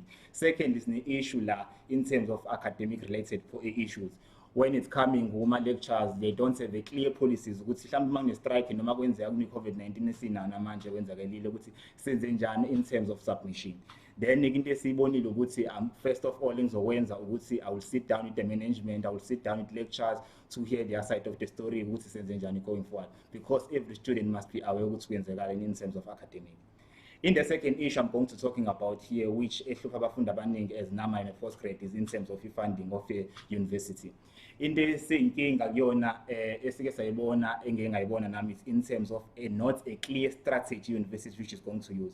Siyabaya khala ubhutbet nabo sesibethu in terms of university ukuthi why a university kwazi ukuthatha for umzekela abantu aba-500 in psychologists, but uma sekufuna admission bazothathwa in terms of honors thathwa aba-50 kuphela. Sike sabona ukuthi leyo nto ufuna ipheleke this we must make sure ama-admission abamaningi as universities aware ukuthi if ifaka la abafundi nabafundi bafuneka bakwazi ukuthi baqhubeke nama-studies zabo bakwazi ukuya ka-postgrad studies. And secondly, the issue of funding within the student esike sikhulunywe kakhulu abaholi bethu aba-previous e-university akuyona-ke inkinga kakhulu kuyona kakhulu, but there is a lack of preparedness within the university structures. As we know ukuthi ama-application mostly of postgrad avala ngo-October and September. Lokho kwenza ukuthi university igcine ingasakwazanga ukuba nesikhathi esanele ukuze kwazi ukuthi ihlele labafundi abaza ka-postgrad. Into esoyi-introduce-ke within the college ukuthi sikwazi ukuthi sisebenzisane-ke nalama college ukuthi sikwazi ukuthi ngoJuly maybe at least wonke ama-student asuke se-aware ukuthi funa kwenzakaleni, bazowenzani in terms of next year, bazohamba bayosebenza noma bazohamba ngama-postgrad. Then soba ne-intervention ezoba khona ukuthi at least wonke umfundi uma sekwazi ukuthi ufuna uya ka-postgrad sikwazi ukuthi simhlelele ngoJuly avala ama-application, sibe nesikhathi si-engage with i-management ukuthi if i-management ikwazi ukuthi nemali engaka imalini imali ezodingeka amanye ama-student sikwazi ukuthi siwafunele external stakeholders. For example, we have UKZN Foundation which was hosting a marathon last year. End of the day there was many stakeholders which contributed in terms of ama donors of this thing.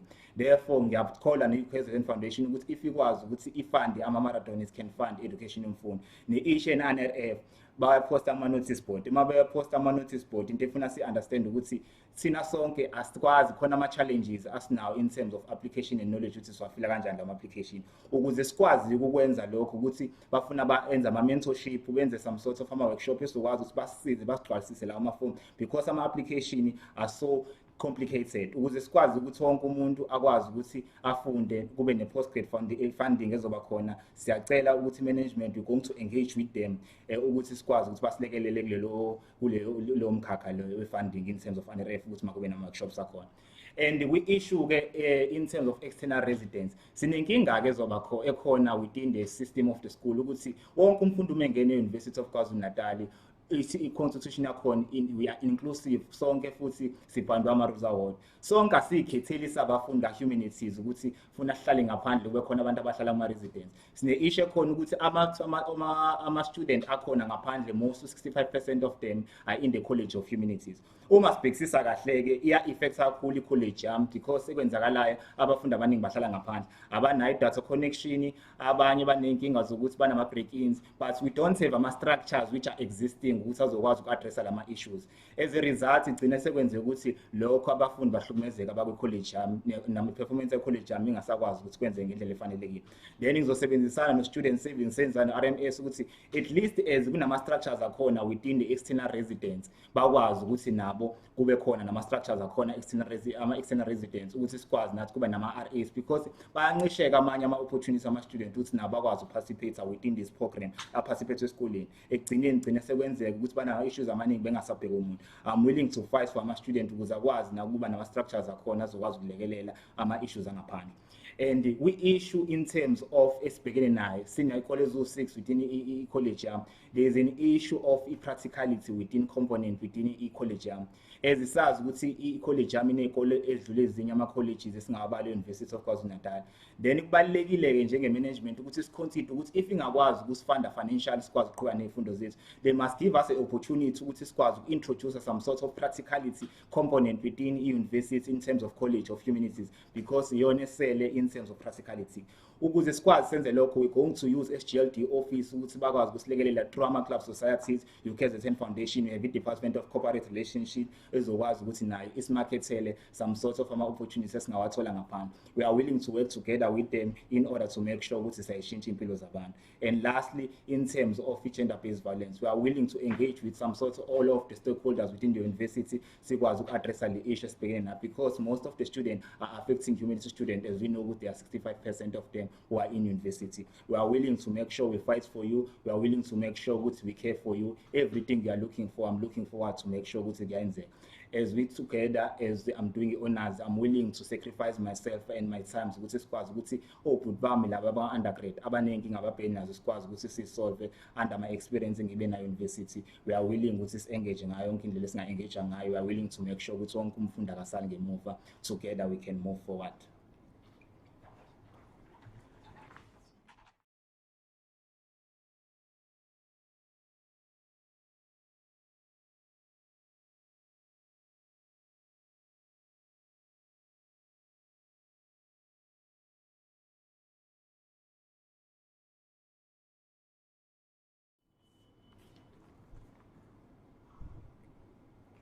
Siyabonga kakhulu Lindelani. Got a question for you. Okay. Uti, how would you address the issue of language barrier at student counseling and how will it be funded? How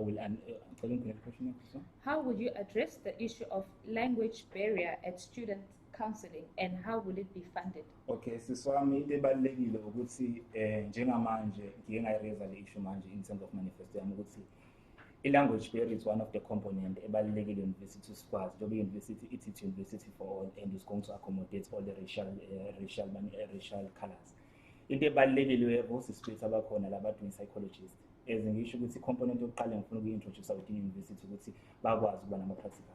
We can use these students which are doing masters which are qualified ukuthi bakwazi ukusisiza going forward. Ikona esingakwazi ukwenza Then end of the day into efuna sibalulekile ukuyenza ukuthi if they suppose kuna-funding ekhona within student counselling, funding ekhona within SGLD, we can make sure ukuthi sibanika ama-stipend khona bezokwazi uku-addressa lama-issues akhona, working together with professional people within ama-student counselling department. Ngiyabonga kakhulu. That was uLindelani Zuma from PMB, the College of Humanities. Siyabonga Lindelani. Siyabonga nazo.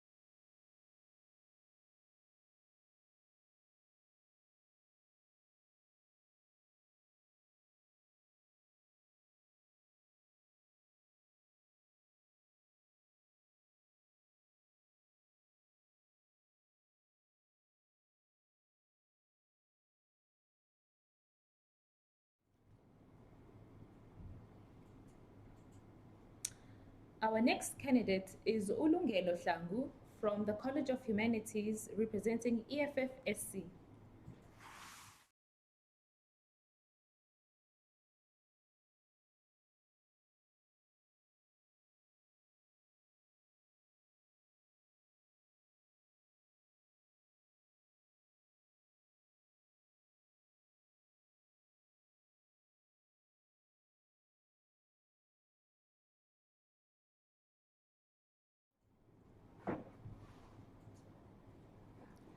Sanibonani, igama lami nguLungelo Ngowakahlangu from the UKZN PMB campus.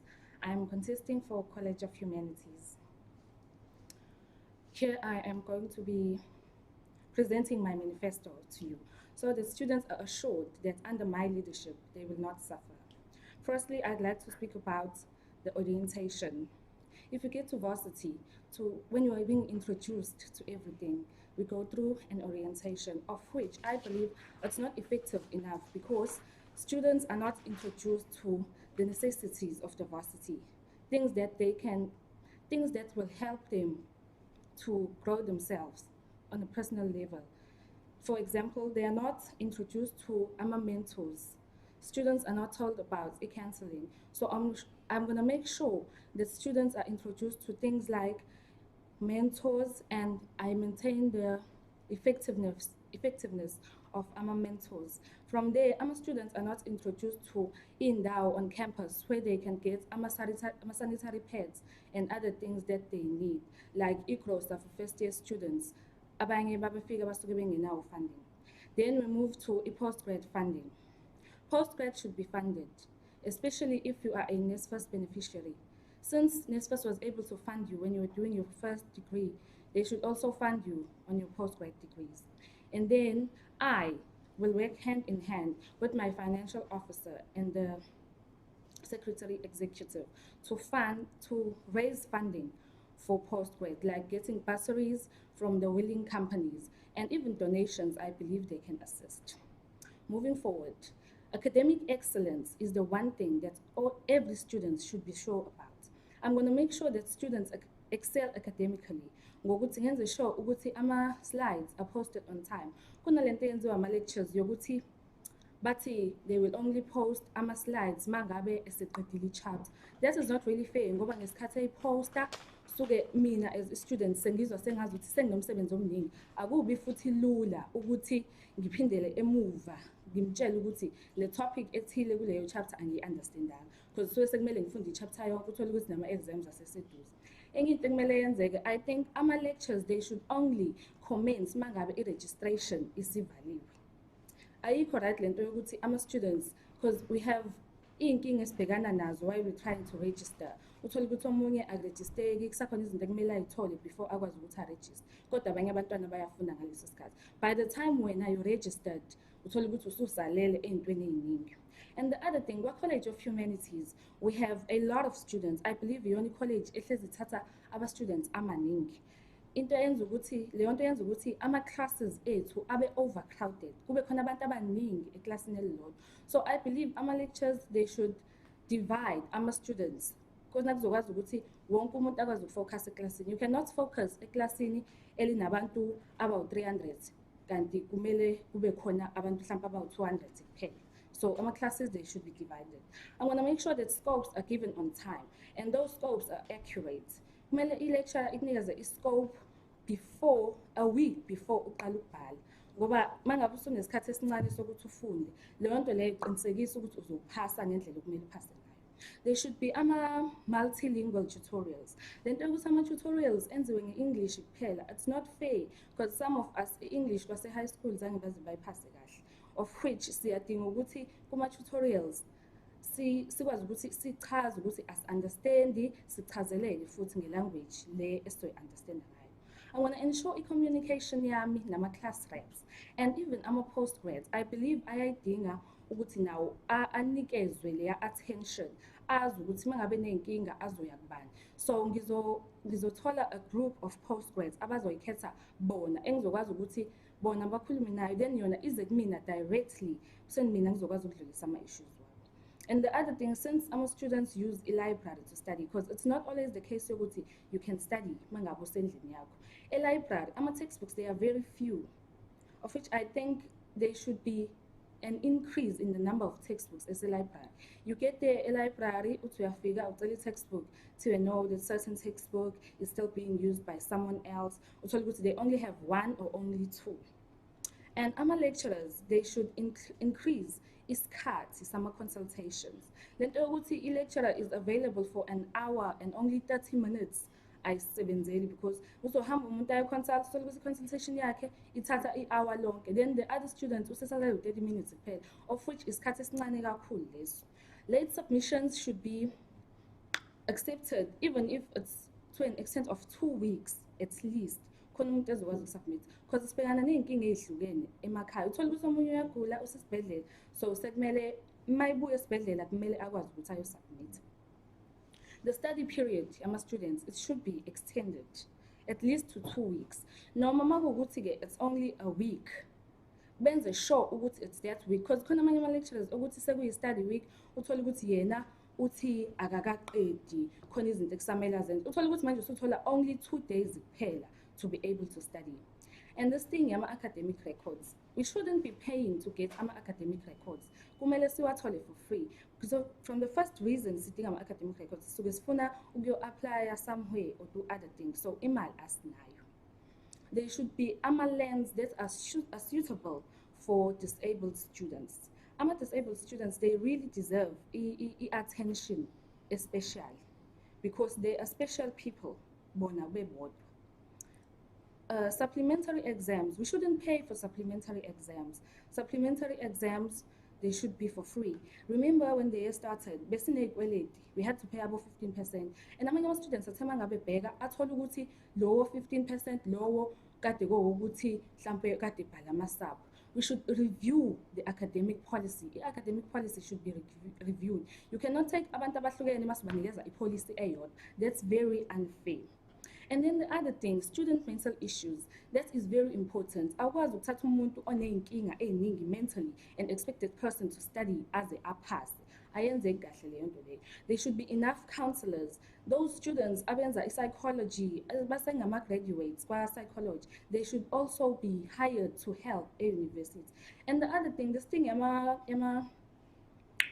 yama-counselors, akhuluma English kuphela, that's not really fair, because there shouldn't be a language barrier. How can someone express frustrations when there is a language barrier? So that thing counselors should be looked into. I would like to thank you for the opportunity you gave me. On the 26th and the 27th of October, we're all voting EFFSC and choosing Ulungele Hlangu as your college rep. Thank you very much.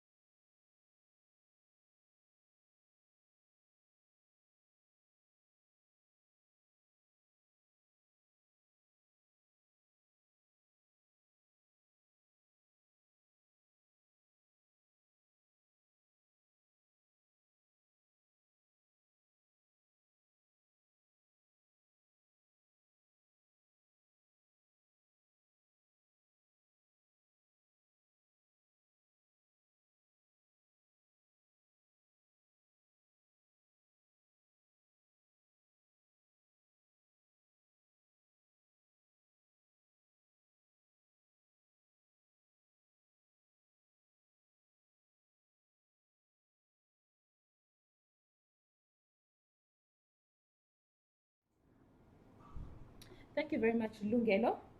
Quick questions for you. First one is, how do you plan to ensure that the content and work prescribed is finished if you want to prolong submission time? This thing of submission, firstly, yes, we are given time, but then you find out that even that time is not enough, because by the time you're given a test or an assignment, you have another test before that. So I think they should make a plan on how it is going to work on the students, work effectively on the students. Thank you. Okay. Another question is, how are you going to make NSFAS fund postgraduate? Postgraduate funding is very important, and remember that the university is rated as one of the top universities in the whole of Africa. Through students, through postgrad students, it is how the university gets another source of income. So postgrads should be funded. Thank you. Okay. Thank you very much, Ulungelo. That was Ulungelo from PMB, contesting in the College of Humanities, representing EFFSC. Thank you, Ulungelo.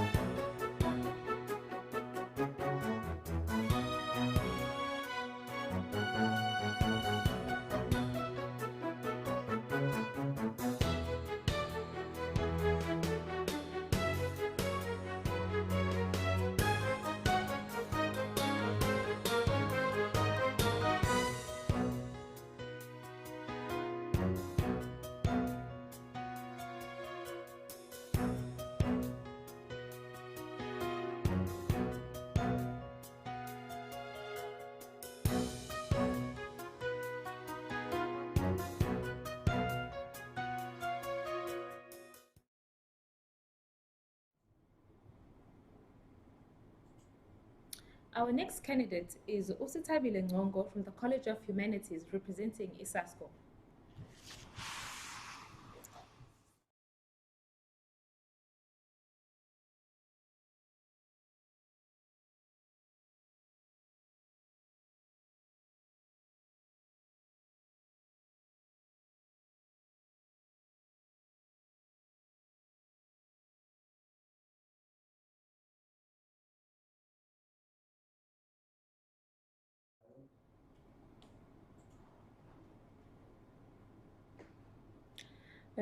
Greetings everyone and all protocols observed.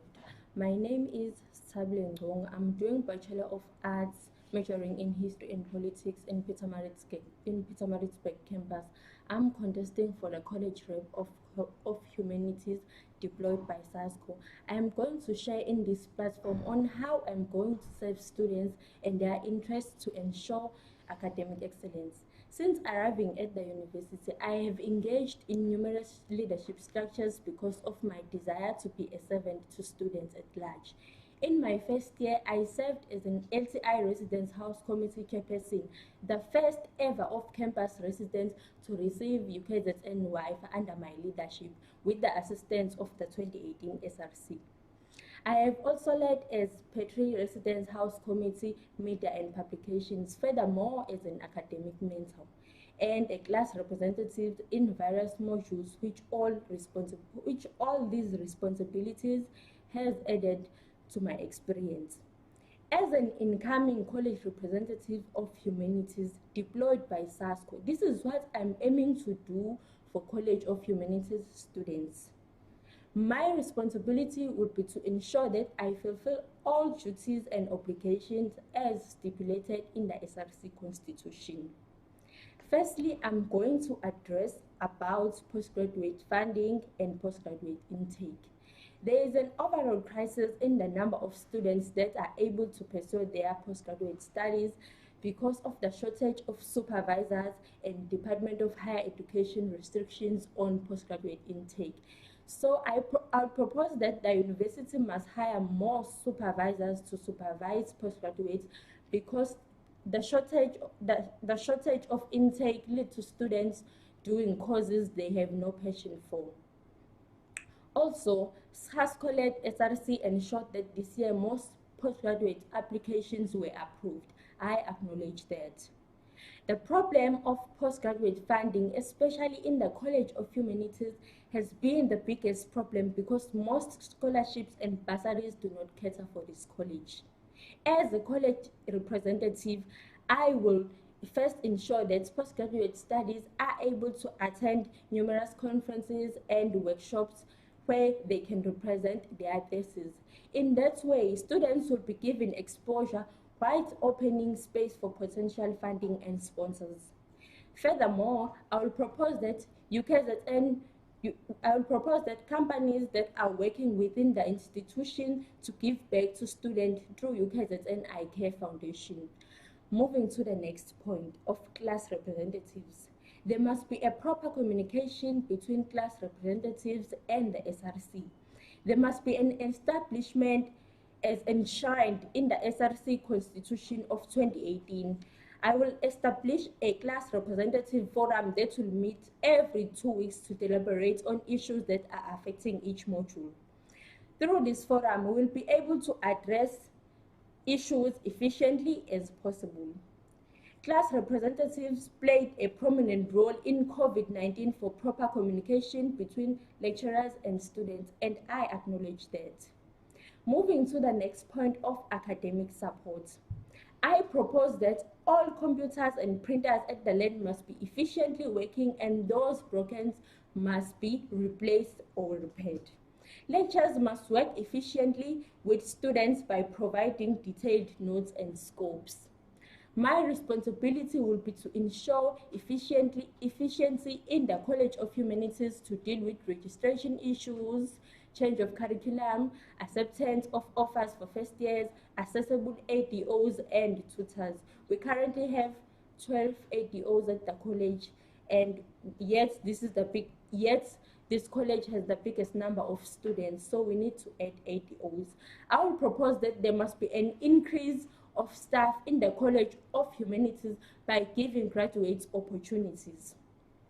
Moving to academic monitoring system, the sad reality is that many students face exclusion every year because of numerous challenges they face. My responsibility will be to make sure that no student will be academically excluded. I will further work on the amendment of the exclusion policy so that it is student friendly. Prevention is better than cure, so I will work closely with class representatives, academic mentors, tutors to ensure that struggling students are given attention to. In modules where students are facing difficulties, I propose extra classes in all schools. In unfortunate event that students get excluded, they shall still have access to modules, material, lectures through offline module system and Global Protect. Moving to the next point of UKZN COVID-19 catch-up program. Many students from this college have and are still struggling as most students are not back on campus yet and considered as non-essential students. These students are facing issues of non-conducive environments, internet connectivity, and unavailability of devices. My current objective is assisting those that are still at home to come back on campus by assisting them to write appeals in their respective schools. As soon as I enter office, my priority will be to ensure that there is a solid and viable catch-up plan that will assist those left behind and affected by COVID-19. During this time, tutors must also communicate with students and assist where they can through Zoom or WhatsApp groups. Moving to my last point of College of Humanities student development programs. Career guardians should be hosted to familiarize students with potential fields of work by inviting relevant stakeholders. There should be awarenesses that aim on educating students of humanities and about the operation of the college and its departments. There must be also an introduction of academic and practical excursions in all schools of this college. UKZN College of Humanities accommodates about 70% of disability unit students. Therefore, it is important to ensure that disability unit students have access to lecture venues, class notes, and functioning lanes. Students with outstanding fees must receive their certificates so that they can apply for employment and come back to pay their debts. In conclusion, I would like to promise all humanities students that in the office I will remain humble, honest, and driven by desire to serve students in my best of ability. Thank you.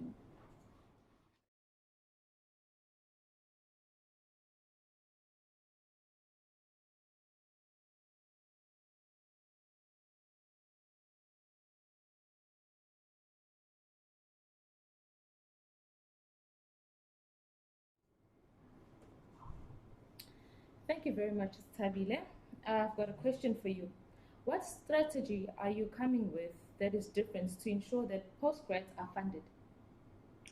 Okay, mangingayibeka ngesiZulu ngingathi ama-postgrad ase-college yethu awekho exposed kuma-programs like kwamanye ama-college.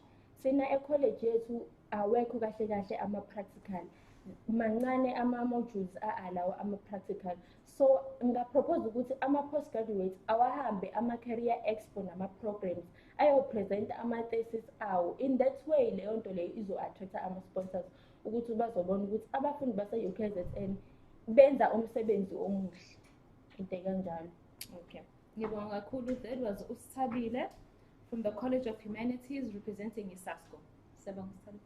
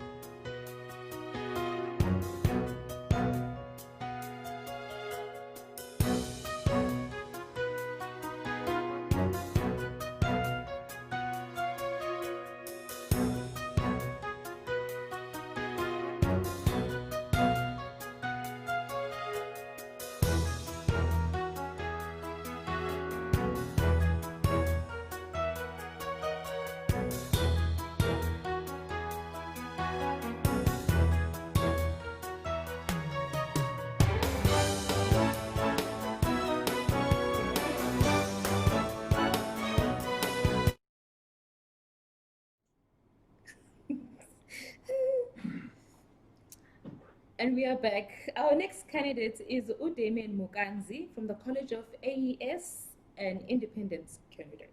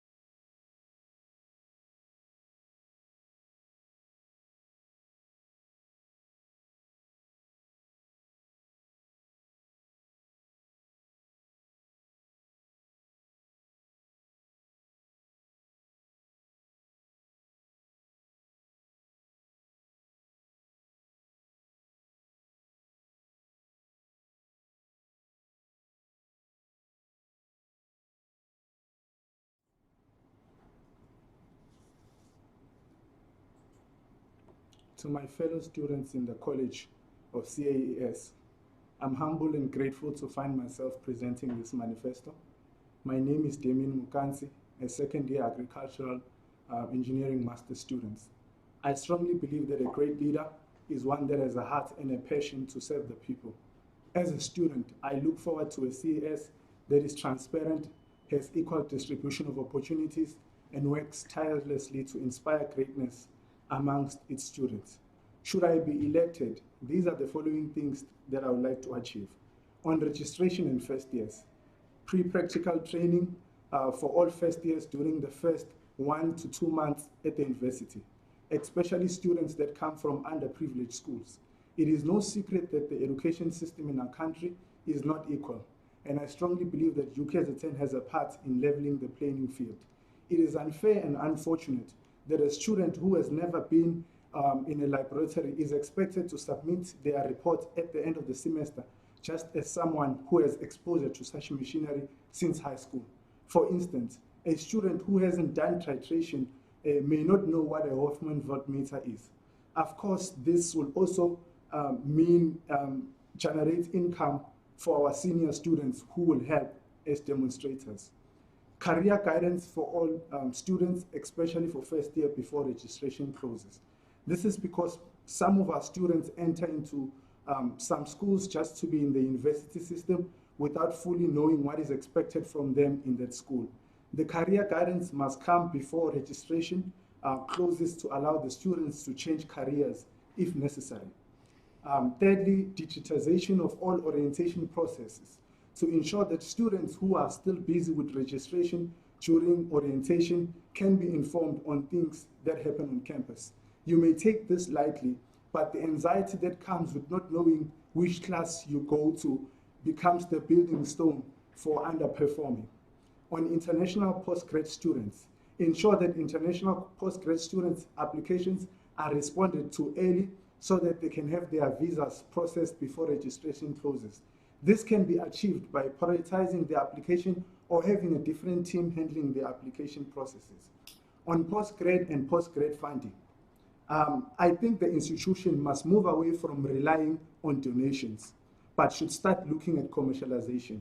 UKZN intellectual property is approved by Senate on the 4th of June 2020 states, and I quote, UKZN's primary focus is scholarship, good research, and not the pursuit of commercialization, which must be regarded as an auxiliary to and supportive of scholarship and good research. This makes me believe that a portion of Ukulinga Research Farm could be used to generate commodities that could be sold for the purpose of funding research. This proposal is not new in the country, as the University of Fort Hare has a dairy farm which produces 4.3 million liters of milk each year. So I'm not saying that UKZN should look into producing milk, but can focus on other commodities. I believe, considering the caliber of UKZN, establishing a market should be easy. This project will have benefits, which includes providing employment in the community, being a platform for research, and also giving our students the valuable work experience they need. Second of all, I think all schools should be mandated to enter into bilateral agreements with industries. These agreements should entail that UKZN will do research for a particular industry for a specified period of years, and the industries will provide funding for such projects. This, of course, I have noticed has been working in my discipline, where we have a particular company we have been doing research for the past 3 years. Even though this company is not mandated to give us these projects, but this shows that there is potential for UKZN to enter into bilateral agreements of such nature. On a small scale, as we are still working on the above proposed proposals, UKZN can look at providing someone who will assist students with NRF application. Because if you have done these applications, you probably understand that they can be complicated, and at times you really do not know what you have to do. On the issue of laboratories, all labs must have a capped fee for students coming from other schools within CAES. Students should not be charged as if they come from organizations outside the institution. I believe that it is not fair that you end up paying 100,000 rands for machinery inside the institution as if your research won't benefit UKZN as a whole. On thesis and examination, to ensure that once a thesis goes for examination on time, students are not to be asked to register using their money for all processes that follow.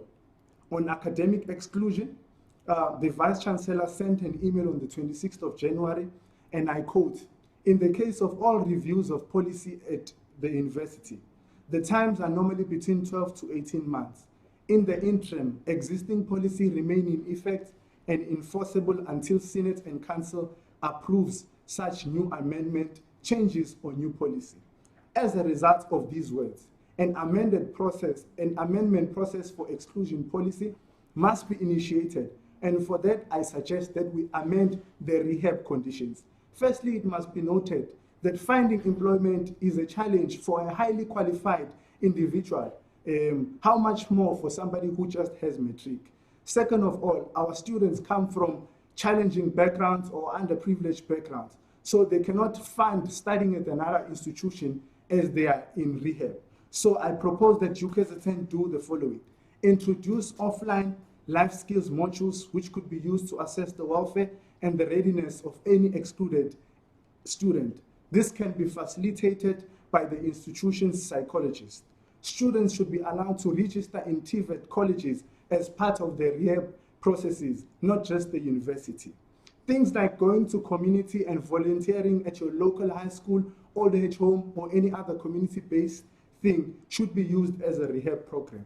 On administration and laboratories, if you look at the dates, you will notice that the final years in the School of Dietetics open in January, just like the College of Health. The final years also go for clinical training in hospitals as well.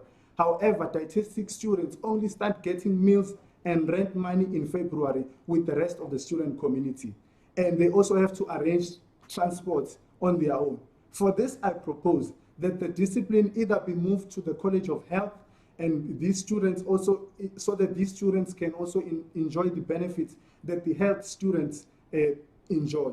People must also understand that moving to a different college does not entail that you will move physically from Pietermaritzburg, but only management level will change. If that does not pass, CAES must ensure that it processes their NSFAS separately in January, and also ensure that they get transport to different hospitals. On evaluation of labs, ensure that all schools evaluate their labs equipment to check for relevancy in modern time, and also to evaluate whether the laboratory capacity is enough for the students, considering that the university intake has been increasing over the years. These evaluations, of course, will be used by the institution to develop long-term plan to modernize and increase the capacity of all laboratories. Thank you for giving me this opportunity to present my manifesto. I say it's about time that the CAS has somebody who cares about the student, a person who will never take the position to be more important to the student. It's about time. Xipinga chosika, ixesha lifikile, kinako, ndolibuwa. Thank you.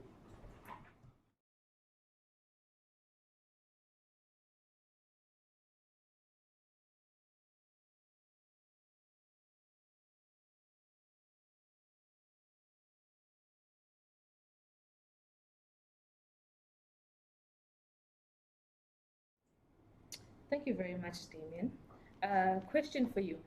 How would you deal with foreign students paying 100% of fees before being allowed to register? I think if you notice, this is really a challenge, and I think the institution should look at improving this.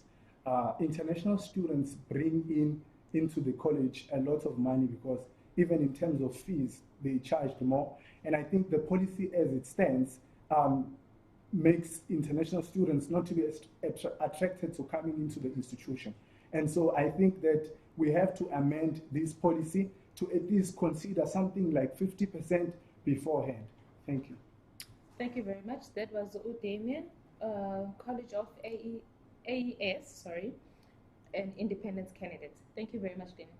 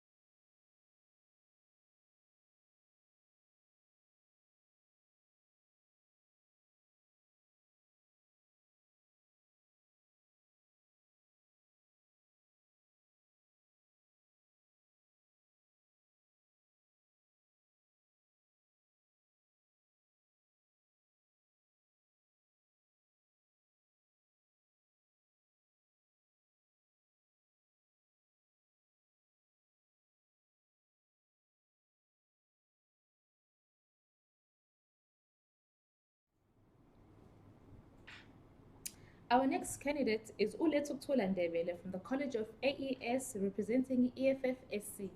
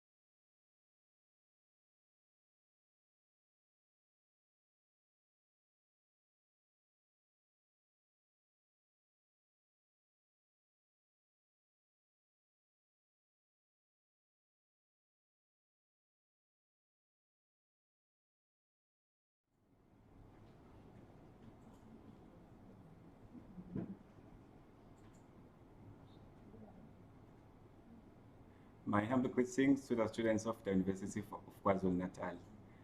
I have been deployed by the EFF Student Command to represent the students of the College of Agriculture, Engineering and Science. When I win these elections, I will ensure that the following occurs in my college. All makeup tests should be optional to students, meaning all students must be able to write a makeup test without producing a doctor's letter, because there are issues adala ukuthi ama-students angaperform kahle kwama-test wawo, so amanye wawo asuke kungadingekalanga ukuthi mhlawumbe i-students ize siye kudokotela, but kuba ama-personal issues angadingi udokotela, so lokho kugcine sekholela ekuthenini abafundi bengaperform kahle. And then all lecturers must provide or must give ama-students a detailed scope prior to a certain assessment. Akuyenzi sense ukuthi kuthiwe sizobhala i-test sesifunde from chapter 1 up to chapter 6 bese kuthiwa sizobhala i-test kuthiwa sifunde yonke into ekubeni i-test izoqala ku-chapter 1 ya chapter 2. Sizele ukuzofunda ekhempasini sifuna ukuphasa sihambe nama-degrees emakhaya. More resources must be added kuma-laboratories. I remember when I was doing first year wami, I used to wait mangifikele because bekunama-resources amancane, and still that is still the problem la kwi-college yethu. So the university must provide ama-resources anele kuma-students ukuze singazitholi sesifika e-lab sihlala isikhathi eside silinde ukuthi ama-students aqede. To ensure that all students are safe kwi-college yami, amabhasi ahambisa ama-students lapha e-agric campus kumele awashiye ngaphakathi ecampusini, angawashiyi lapha ku-Hutchinson. Into eyenzakalayo, i-students sifike siyishiwe ku-Hutchinson, sithi siyahla sibheke ku-Boomgate lapha e-agric besibambe inkunzi. So amabhasi kumele ashiye ama-students ngaphakathi ecampusini aphinde awathathe khona. Ebusuku kumele kube khona i-escort dedicated to ama-students asuke es-agric, because i-escort ibuye iphume ngo-12 lapha e-main camp, ihambe iziyodlula e-commerce, thola ukuthi izofika kuyoshaya u-1 lapha e-agric. I-student kade simile sifuna ukuyolala, kumele sivuke siya-attenda ngakusasa ekuseni. I-online registration must be open for all students, kungabi ama-students athile akhethekile. University must also provide ilokuza for ama-maths courses nama-latex courses for first year students. Mina ngifika la kade ngifika kwa-first year safunda first year wami, but kwa-second year nganikeza i-assignment eyayidinga ukuthi ngiyokwenza i-coding ku-maths lab naku-latex, but ngoba ngangingakwazi ngagcina ngingayibhalanga leyo assessment ngathola 0. So i-university together with the School of Physics and Chemistry kanye ne-School of Mathematics, Statistics and Computer Science kumele senze isiqiniseko sokuthi kunama-courses ka-maths lab nama-courses ka-latex kwi-undergrad. Sengizoqeda kuma-students lawa angaphansi kwenathesa, I think the university isiphuca ilungelo lethu laphaya ilungelo lezenkolo laphaya, because i-university inokuthi asenze ama-assessment ngama-Saturdays. So a student oyinazaretha uma kuyi-Saturday kusuke kumele ungabe usesontweni, but the university isitshela ukuthi asibhale ama-exams ngo-Saturday. So ukuxazulula leyo nkinga leyo, ngicabanga ukuthi noma into engizokwenza isiqiniseko sokuthi yenzeka ukuthi u-Saturday uyakhishwa as usuku esi-accesswa ngalo. Izinsuku zoku-accesswa kumele kube u-Monday up to u-Friday. Please vote for me on these upcoming elections. I will ensure that all the above that I've mentioned kuyenzeka lapha kwi-colleges. And also please vote for EFFSC across all campuses. Thank you very much.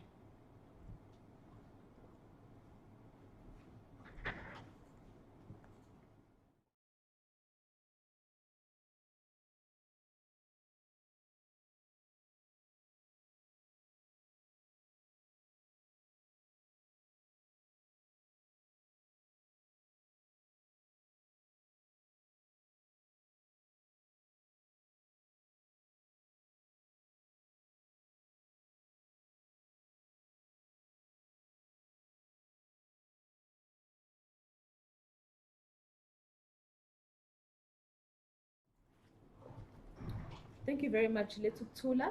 I've got a few questions for you. First question is, if there is no funding to add resources from the university, what alternative funding can you propose? In that case, I think university in ama postgraduates amaningi la ecampusini So kunabantu abenza i-masters, abenza i-research, kunabantu abenza i-PhD.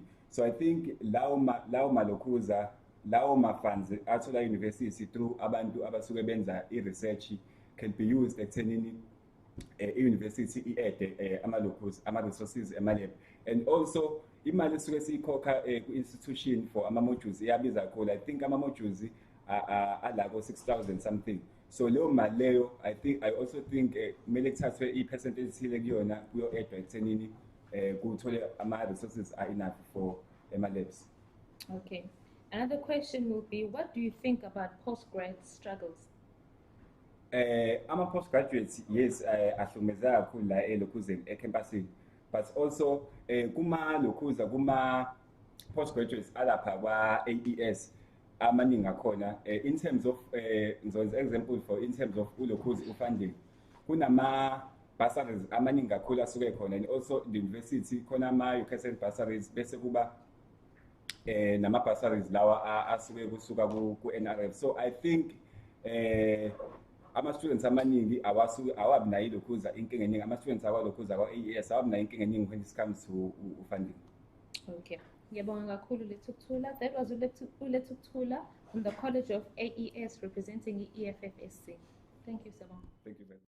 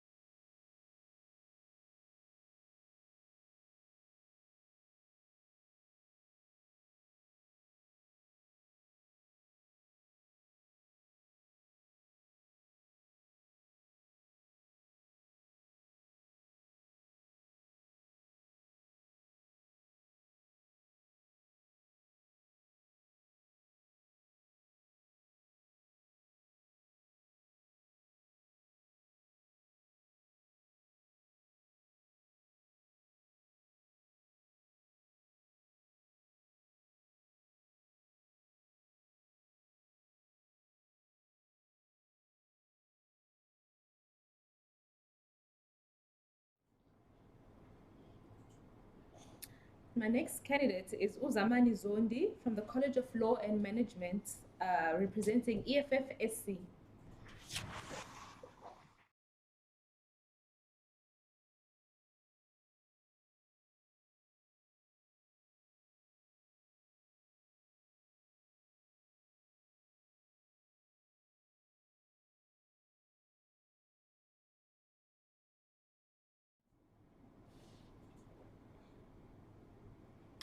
Greetings to the students.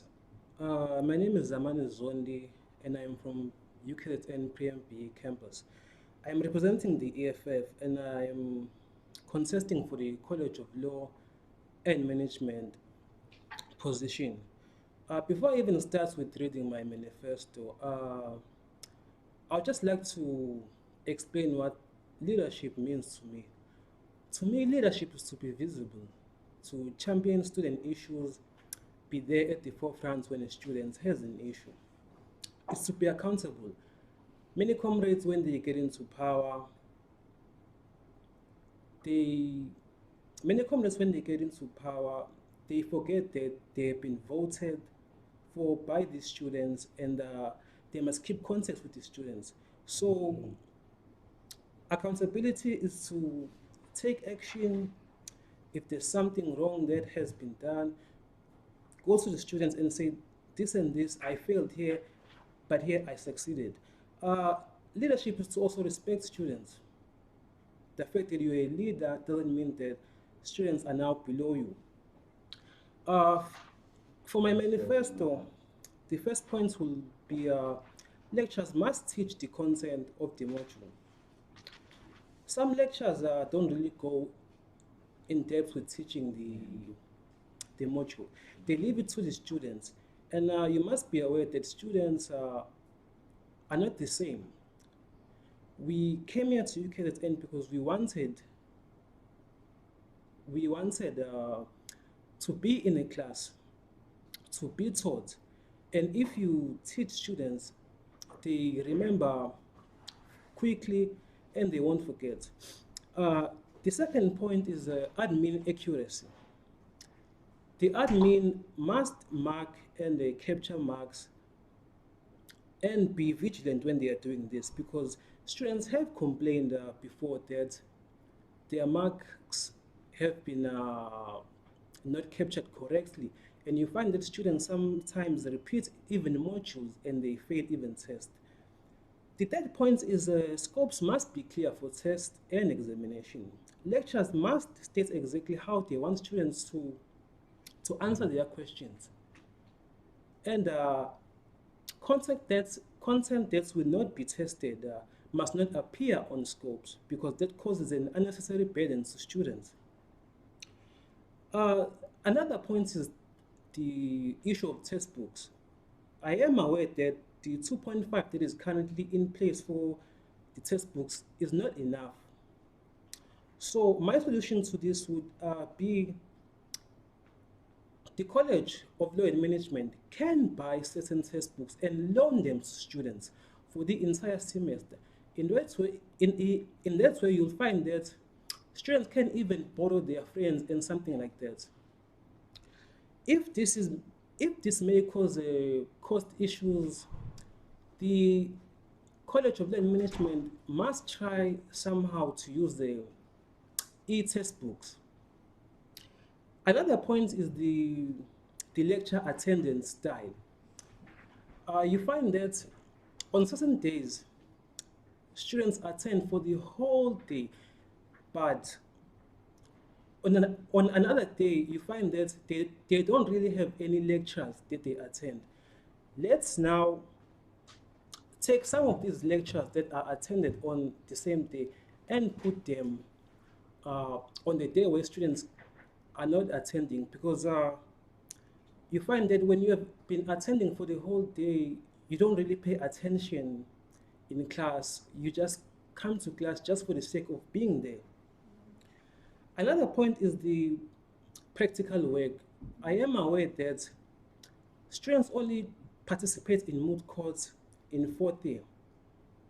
They don't really have litigating skills and being equipped properly with the court etiquette. So if I am elected as the College of Law and Management rep, I would be in a position to now ask the School of Law to support organizations such as the BLA, which are there and they also which are there to help students, and they also participate in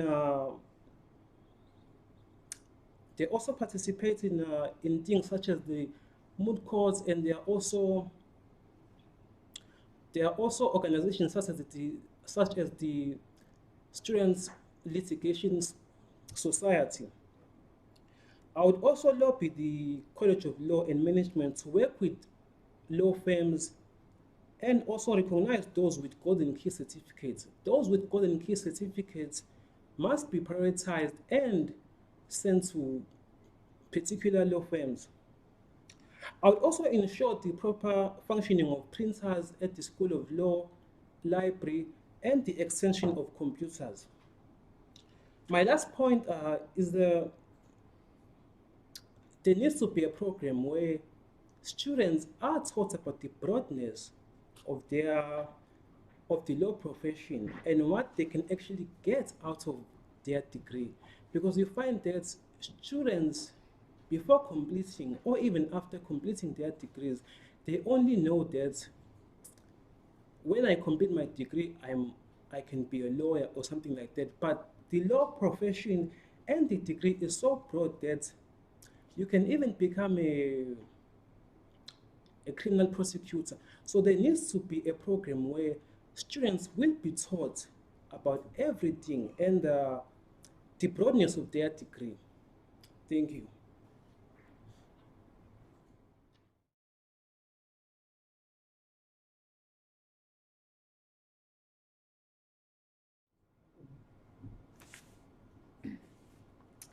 Samawakulu Zamani, I've got a question for you. ET Law and Management faces high exclusion rates. What is your plan of action to solve this problem? Yeah, I'm aware about the high exclusion rate.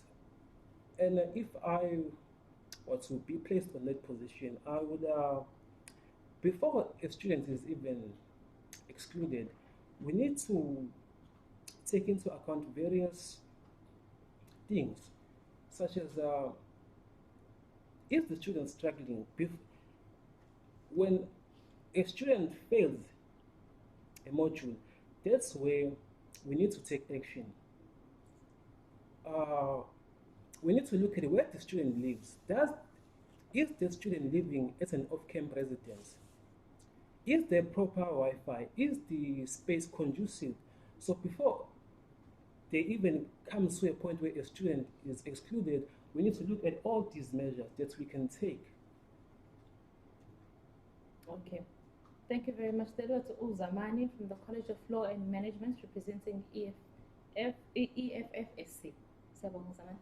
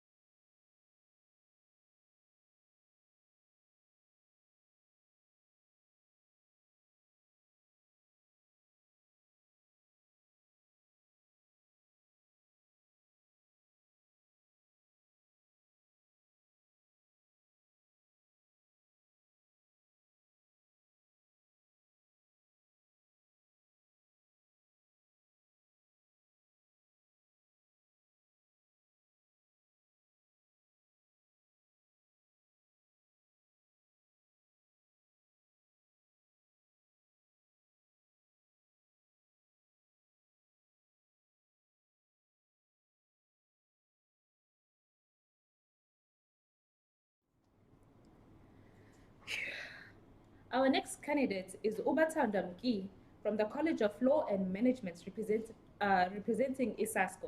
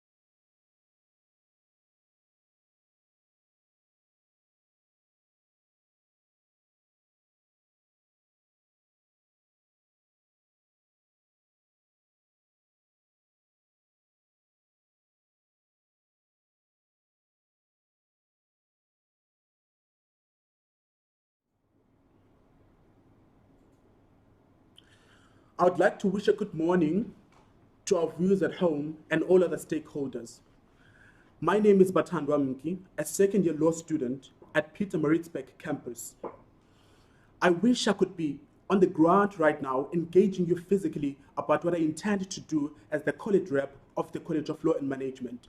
However, due to the impediments brought by COVID-19, I couldn't be there with you, interacting with you, and telling you exactly how I plan to ensure that I champion your issues as students. The COVID-19 circumstances have made the voting process easier in terms of long queues, regardless of the concerns regarding the voting system, which are very much justified considering the fact that this voting system is failing you to all of us. Be that as it may, the lockdown restrictions have not been favorable to a greater number of students. And in that regard, I wish to register my sympathies with all students who lost opportunities which could have helped put them in a better position academically or in other aspects of students' life, and also those who have incurred financial losses due to COVID-19. Furthermore, I would also love to register my deepest condolences to all those who have lost their loved ones due to COVID-19. As a candidate contesting for College Rep of Law and Management, I wish to touch upon issues which I will champion when I am the College Rep of Law and Management. Now, and these issues, these are not issues which are focused on what Bathandwa wants, but these are issues which are focused on the needs and interests of the general student populace. As even Charlotte Maxeke once said, this work is not for yourselves. Kill the spirit of self. And that's what I intend to do all the time, to make sure that I exclude myself from the equation and put the interests of the students first. I will begin by ensuring that the College of Law and Management enables its students to stretch out beyond the academic parameters. As an institution in a country with a fundamentally challenged labor market, it is important that the college produces not only grammars of content, but creative and innovative thinkers. And in this regard, as the College Rep of Law and Management, I will ensure that students are presented with practical experience which will help them which will be available in not only integrating them into the labor market, but also so that they could be agents of change in their respective communities. Now, in doing this, the practical experience should not just be afforded for the sake of doing that. Greater care should go into that to make sure that it actually achieves its main objectives. To make an example, law students should be exposed to mooting as early as possible. Students who are doing BCom accounting or financial or supply chain management, they should be exposed to field work as early as possible. Now, moving forward, the UKZN exclusion policy, it actually offers compulsory counseling and developmental programs to all students who are at the risk, or rather who are classified as being under risk.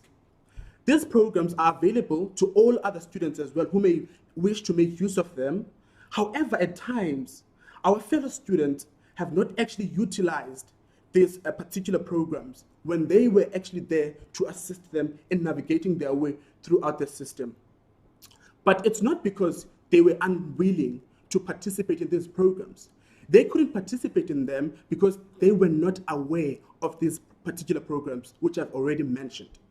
And now, in my capacity as college rep of law and management, I will ensure that I create awareness around these issues and also take an input from the students which I'll be leading, and further demanding that modifications should be made by the college where necessary, obviously in collaboration with the relevant boards within the College of Law and Management. And this is an integral part because mental health is specifically an important aspect of the student community which must be taken into consideration at all times. Therefore, addressing what I've just mentioned now is imperative. And it has become significantly clear that financial barriers continue to hinder students, particularly from the missing middle, as well as students without financial support from either the government scheme or from bursaries, from ultimately attaining their degrees.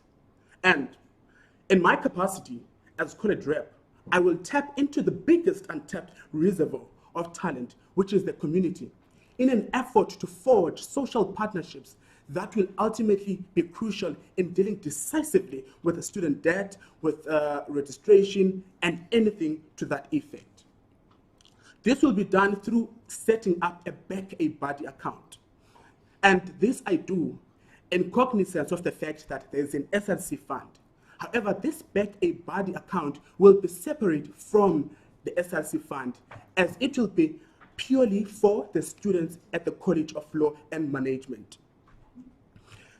And moving forward, discussing other issues which are very much relevant at this point in time, I wish to actually register the fact that there has always been a view across the board that a discord exists between the SRC and postgraduate students, and that the latter felt neglected at times. I will soon, after assuming office, establish a postgraduate consultative forum which will actually make it easier to communicate any prevailing challenges concerning postgraduate students. And in that regard, I also wish to actually emphasize the importance of postgraduate in our institution, because even the UKZN Charter, it actually says that it pledges to promote high quality research. And in doing so, we should hold the university to its pledge relating to postgraduate students. And another thing which I plan to do as college rep of law and management, should the students decide that I am the man for the job, that I am perfect for the moment, that I, as a leader, juxtaposing the kind of person I am with the challenges, that I am the right person, I will ensure that I also reignite the active college student committees as mandated by the SRC Constitution, which we as students pay allegiance to. As the head of the committee, I will liaise regularly with the student community in order to ensure that I'm very much in touch and aware of all the issues on the ground relating to regular administration. And further, in my capacity as a college rep, because the college rep is actually the member of the College Academic Exclusions Appeals Committee, I will make a submission proposing that a bridging program for students excluded with exceptional cases be established. For instance, a student who had actually ultimately underperformed because he or she had been clinically diagnosed with depression. And without wasting any further time, I wish to go to my conclusion. And in concluding, I actually want to say to the university that it is imperative that they adhere to their own transformation charter, which states that the university aspires to be a transformed university which heals the divisions of our nation's past and bridges the cultural and racial divides, and also lays a foundation for a university that is very much united in its diversity. With that being said, I hope on the 26th and 27th of this month, you will make a great choice of ensuring that you elect SASCO to student governance, and Batando Amki, the SASCO deployee as college rep of law and management. I truly appreciate, the opportunity to be here and presenting my manifesto before you at home or at rest if you already have been granted a permit or wherever you are, and other relevant stakeholders. Just like I said initially, that I so wish I was very much on the ground with you, hearing all the issues that you encounter on a daily basis, hearing exactly how you navigate your way throughout this crisis of COVID-19. But because I couldn't do that, this happens to be at least a better alternative than we could have expected. I truly thank you, and I hope you'll vote for SASCO and Batando, who is a SASCO deployee as college rep of law and management. Thank you so much.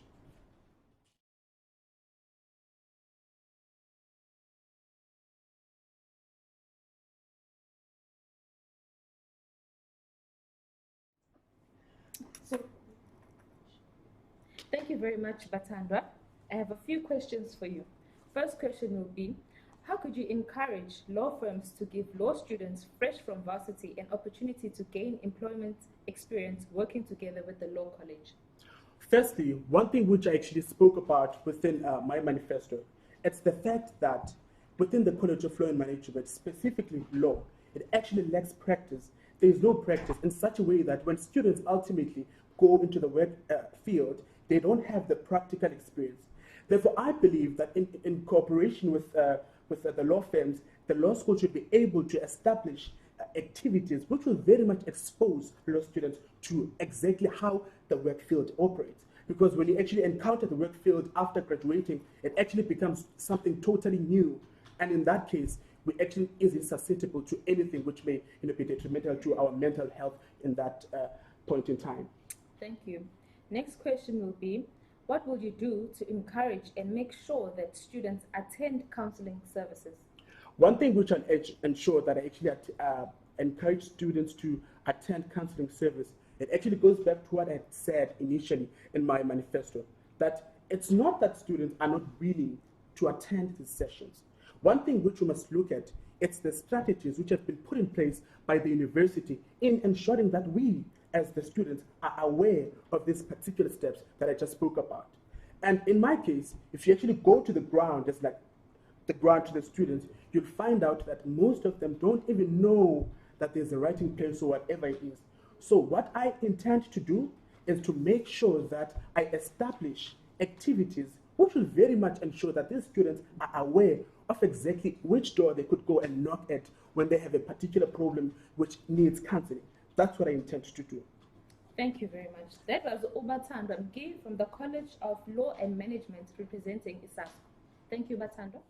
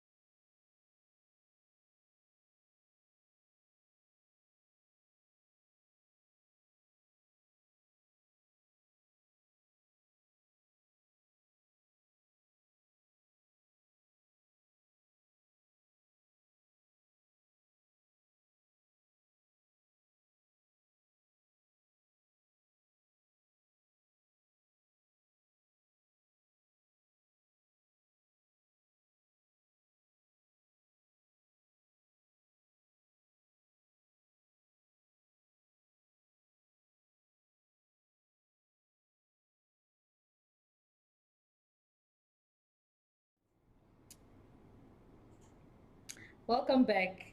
My next candidate is Usianda Hadebe from the College of AES representing ISASCO.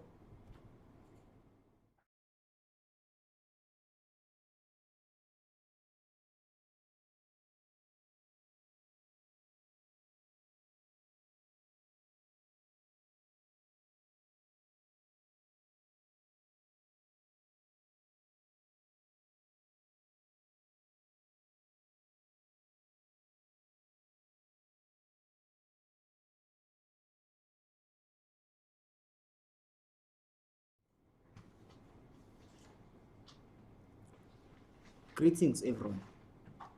My name is Khatewe Sianda. I'm a final year student in a field of computer science.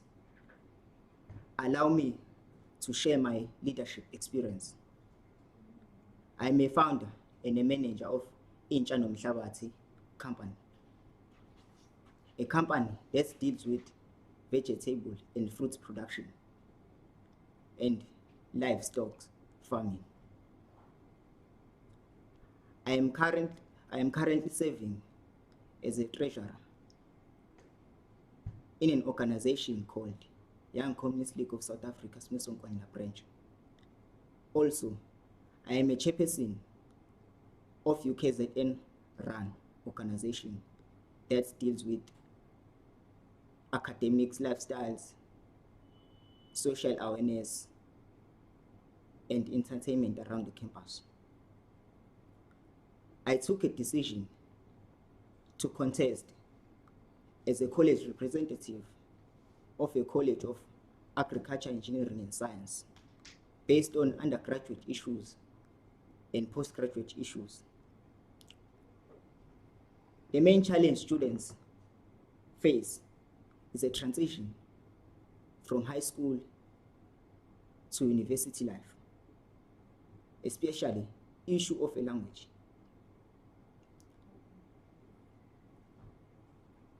It is difficult to adapt to university lifestyle. Like yonke into usuyifundiswa using English. But if a college can introduce supplementary instruction sessions azokwazi ukulekelela abafundi ukuthi bekwazi ukuthi ukuthola ulwazi based kuleyo module abayifundayo using isiZulu and English. Even lawo supplementary instruction akanjalo azolekelela kakhulu kubafundi laba abasuke beke at risk and underperforming. Another point, laboratory.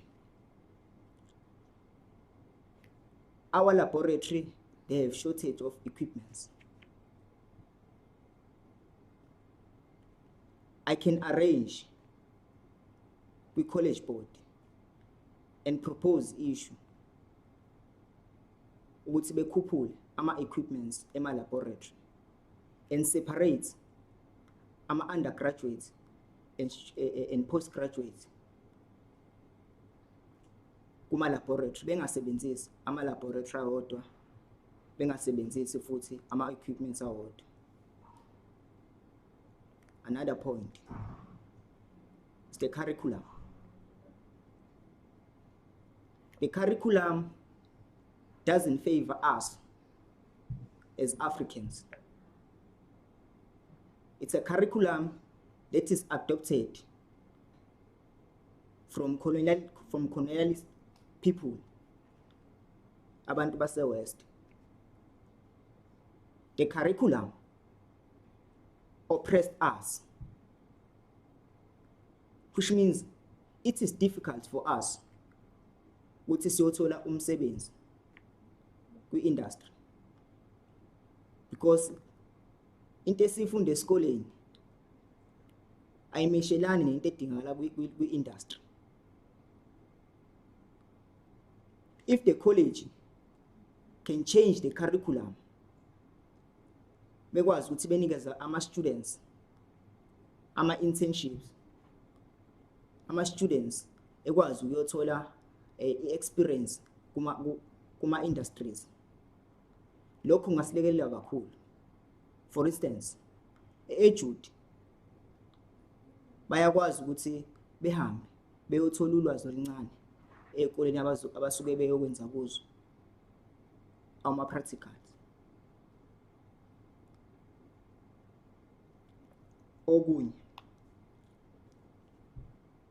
it is difficult for the first year students particularly uma sifika e-university.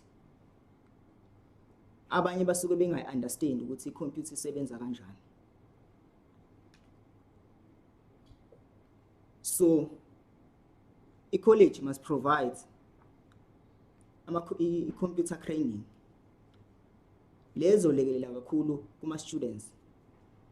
If i-university ithi izoqhubeka ne-online learning,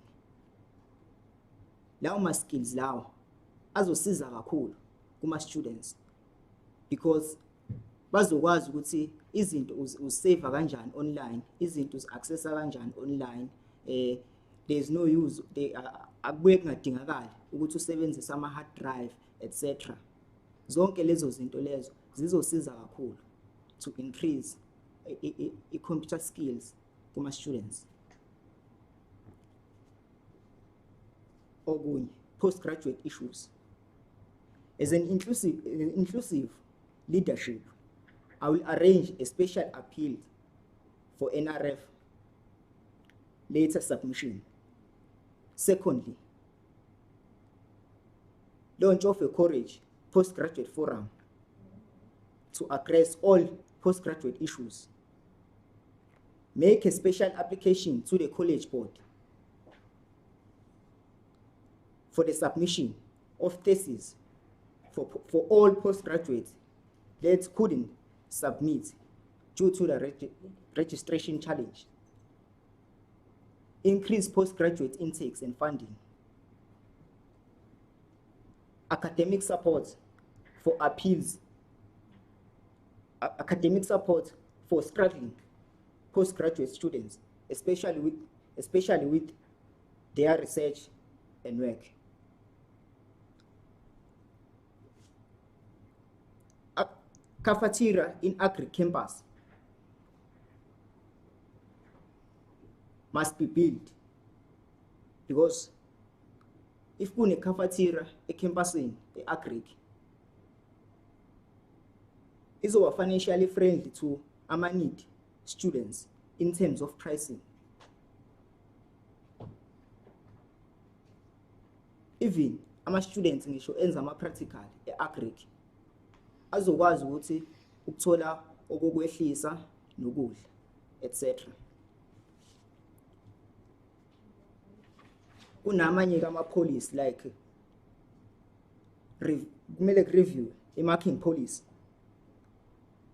ku-review i-plagiarism policy, because I much believe ukuthi u-turn it in is not 100% accurate ukuthi ungahandlisha ama-students amaningi to check i-plagiarism, etc.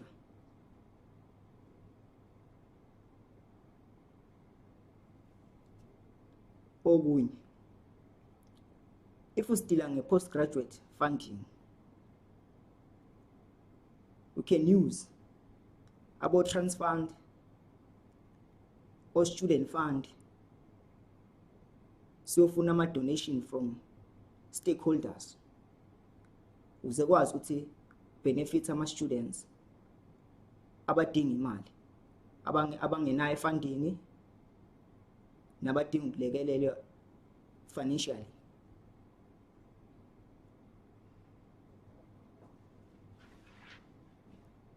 It is difficult for us as students. I am a victim of that. When I arrived here in 2017, I changed a degree because sometimes the information is negative, it is not accurate. And for a lack of information, it's going to scatter ama-degree okungewona awethu. If i-university ingakhipha izinto ezokwazi ukuthi mhlampe njengama-career expo azokwazi ukuthi afinyelele kulabo abadinga information ukuze bekwazi ukuthi bekhethe kahle lama-degree abafisa ukwenza. Thank you so much.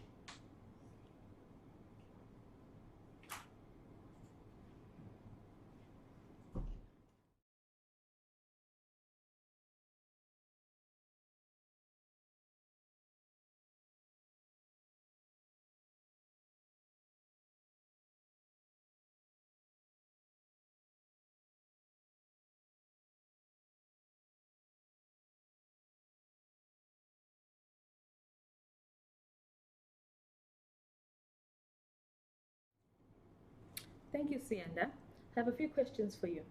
First question will be, do you believe that PMB AES has adequate staff members, or do you believe we need more?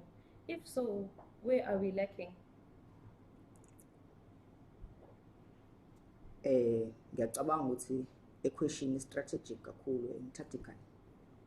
So we need staff kumele sikwazi ukuthi university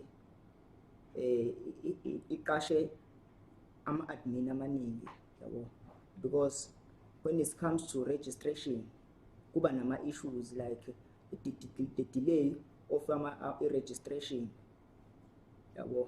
So lokho ku-affecta kakhulu ama-students, because if udelaya i-registration then ama-students ngeke akwazi ukuthola ama-meal allowances ukuze bekwazi ukuqhubeka bephile. Okunye like ama-lectures azoqhubeka afundise but wena usele emuva, like kuzobe sekunzima ukuthi u-catch up and the information izobe seyiningi. Even the curriculum doesn't favor us. So that is i-staff sincane, so kumele sikhuphule, or else they must implement a system ezokwazi ukuthi if i-students ingayifici i-module kule system ejwayelekile ukuregister online, a college can create an alternative system ezokwazi ukuthi sisize kakhulu. If ungayitholi i-module ngapha, then you can able to register yourself online. Another question will be, as a computer science student, do you think that online learning should continue? If so, where can it improve? As a computer science student, I believe that online learning can continue if university can provide us resources azoba right. If the university can continue give all students ama-data, even if use-res noma we-private accommodation, i-university wazi ukuthi ikuprovide ngama-data even 20 gig, because mase attendwa you use i-data frequently.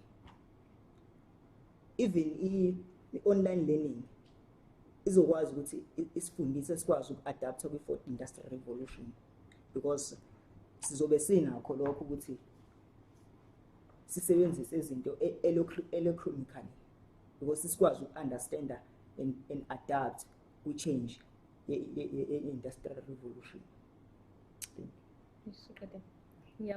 That was Usianda from the College of AES representing ISASCO. Thank you, Siyabonga.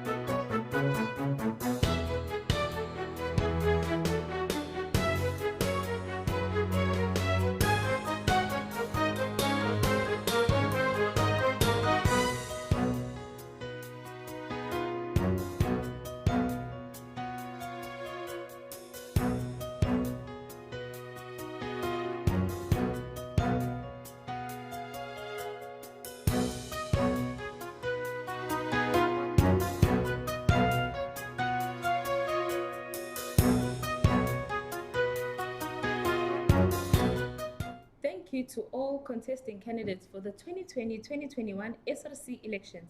UKZN students, please vote in numbers on the 26th and the 27th of October. Thank you. See you next time.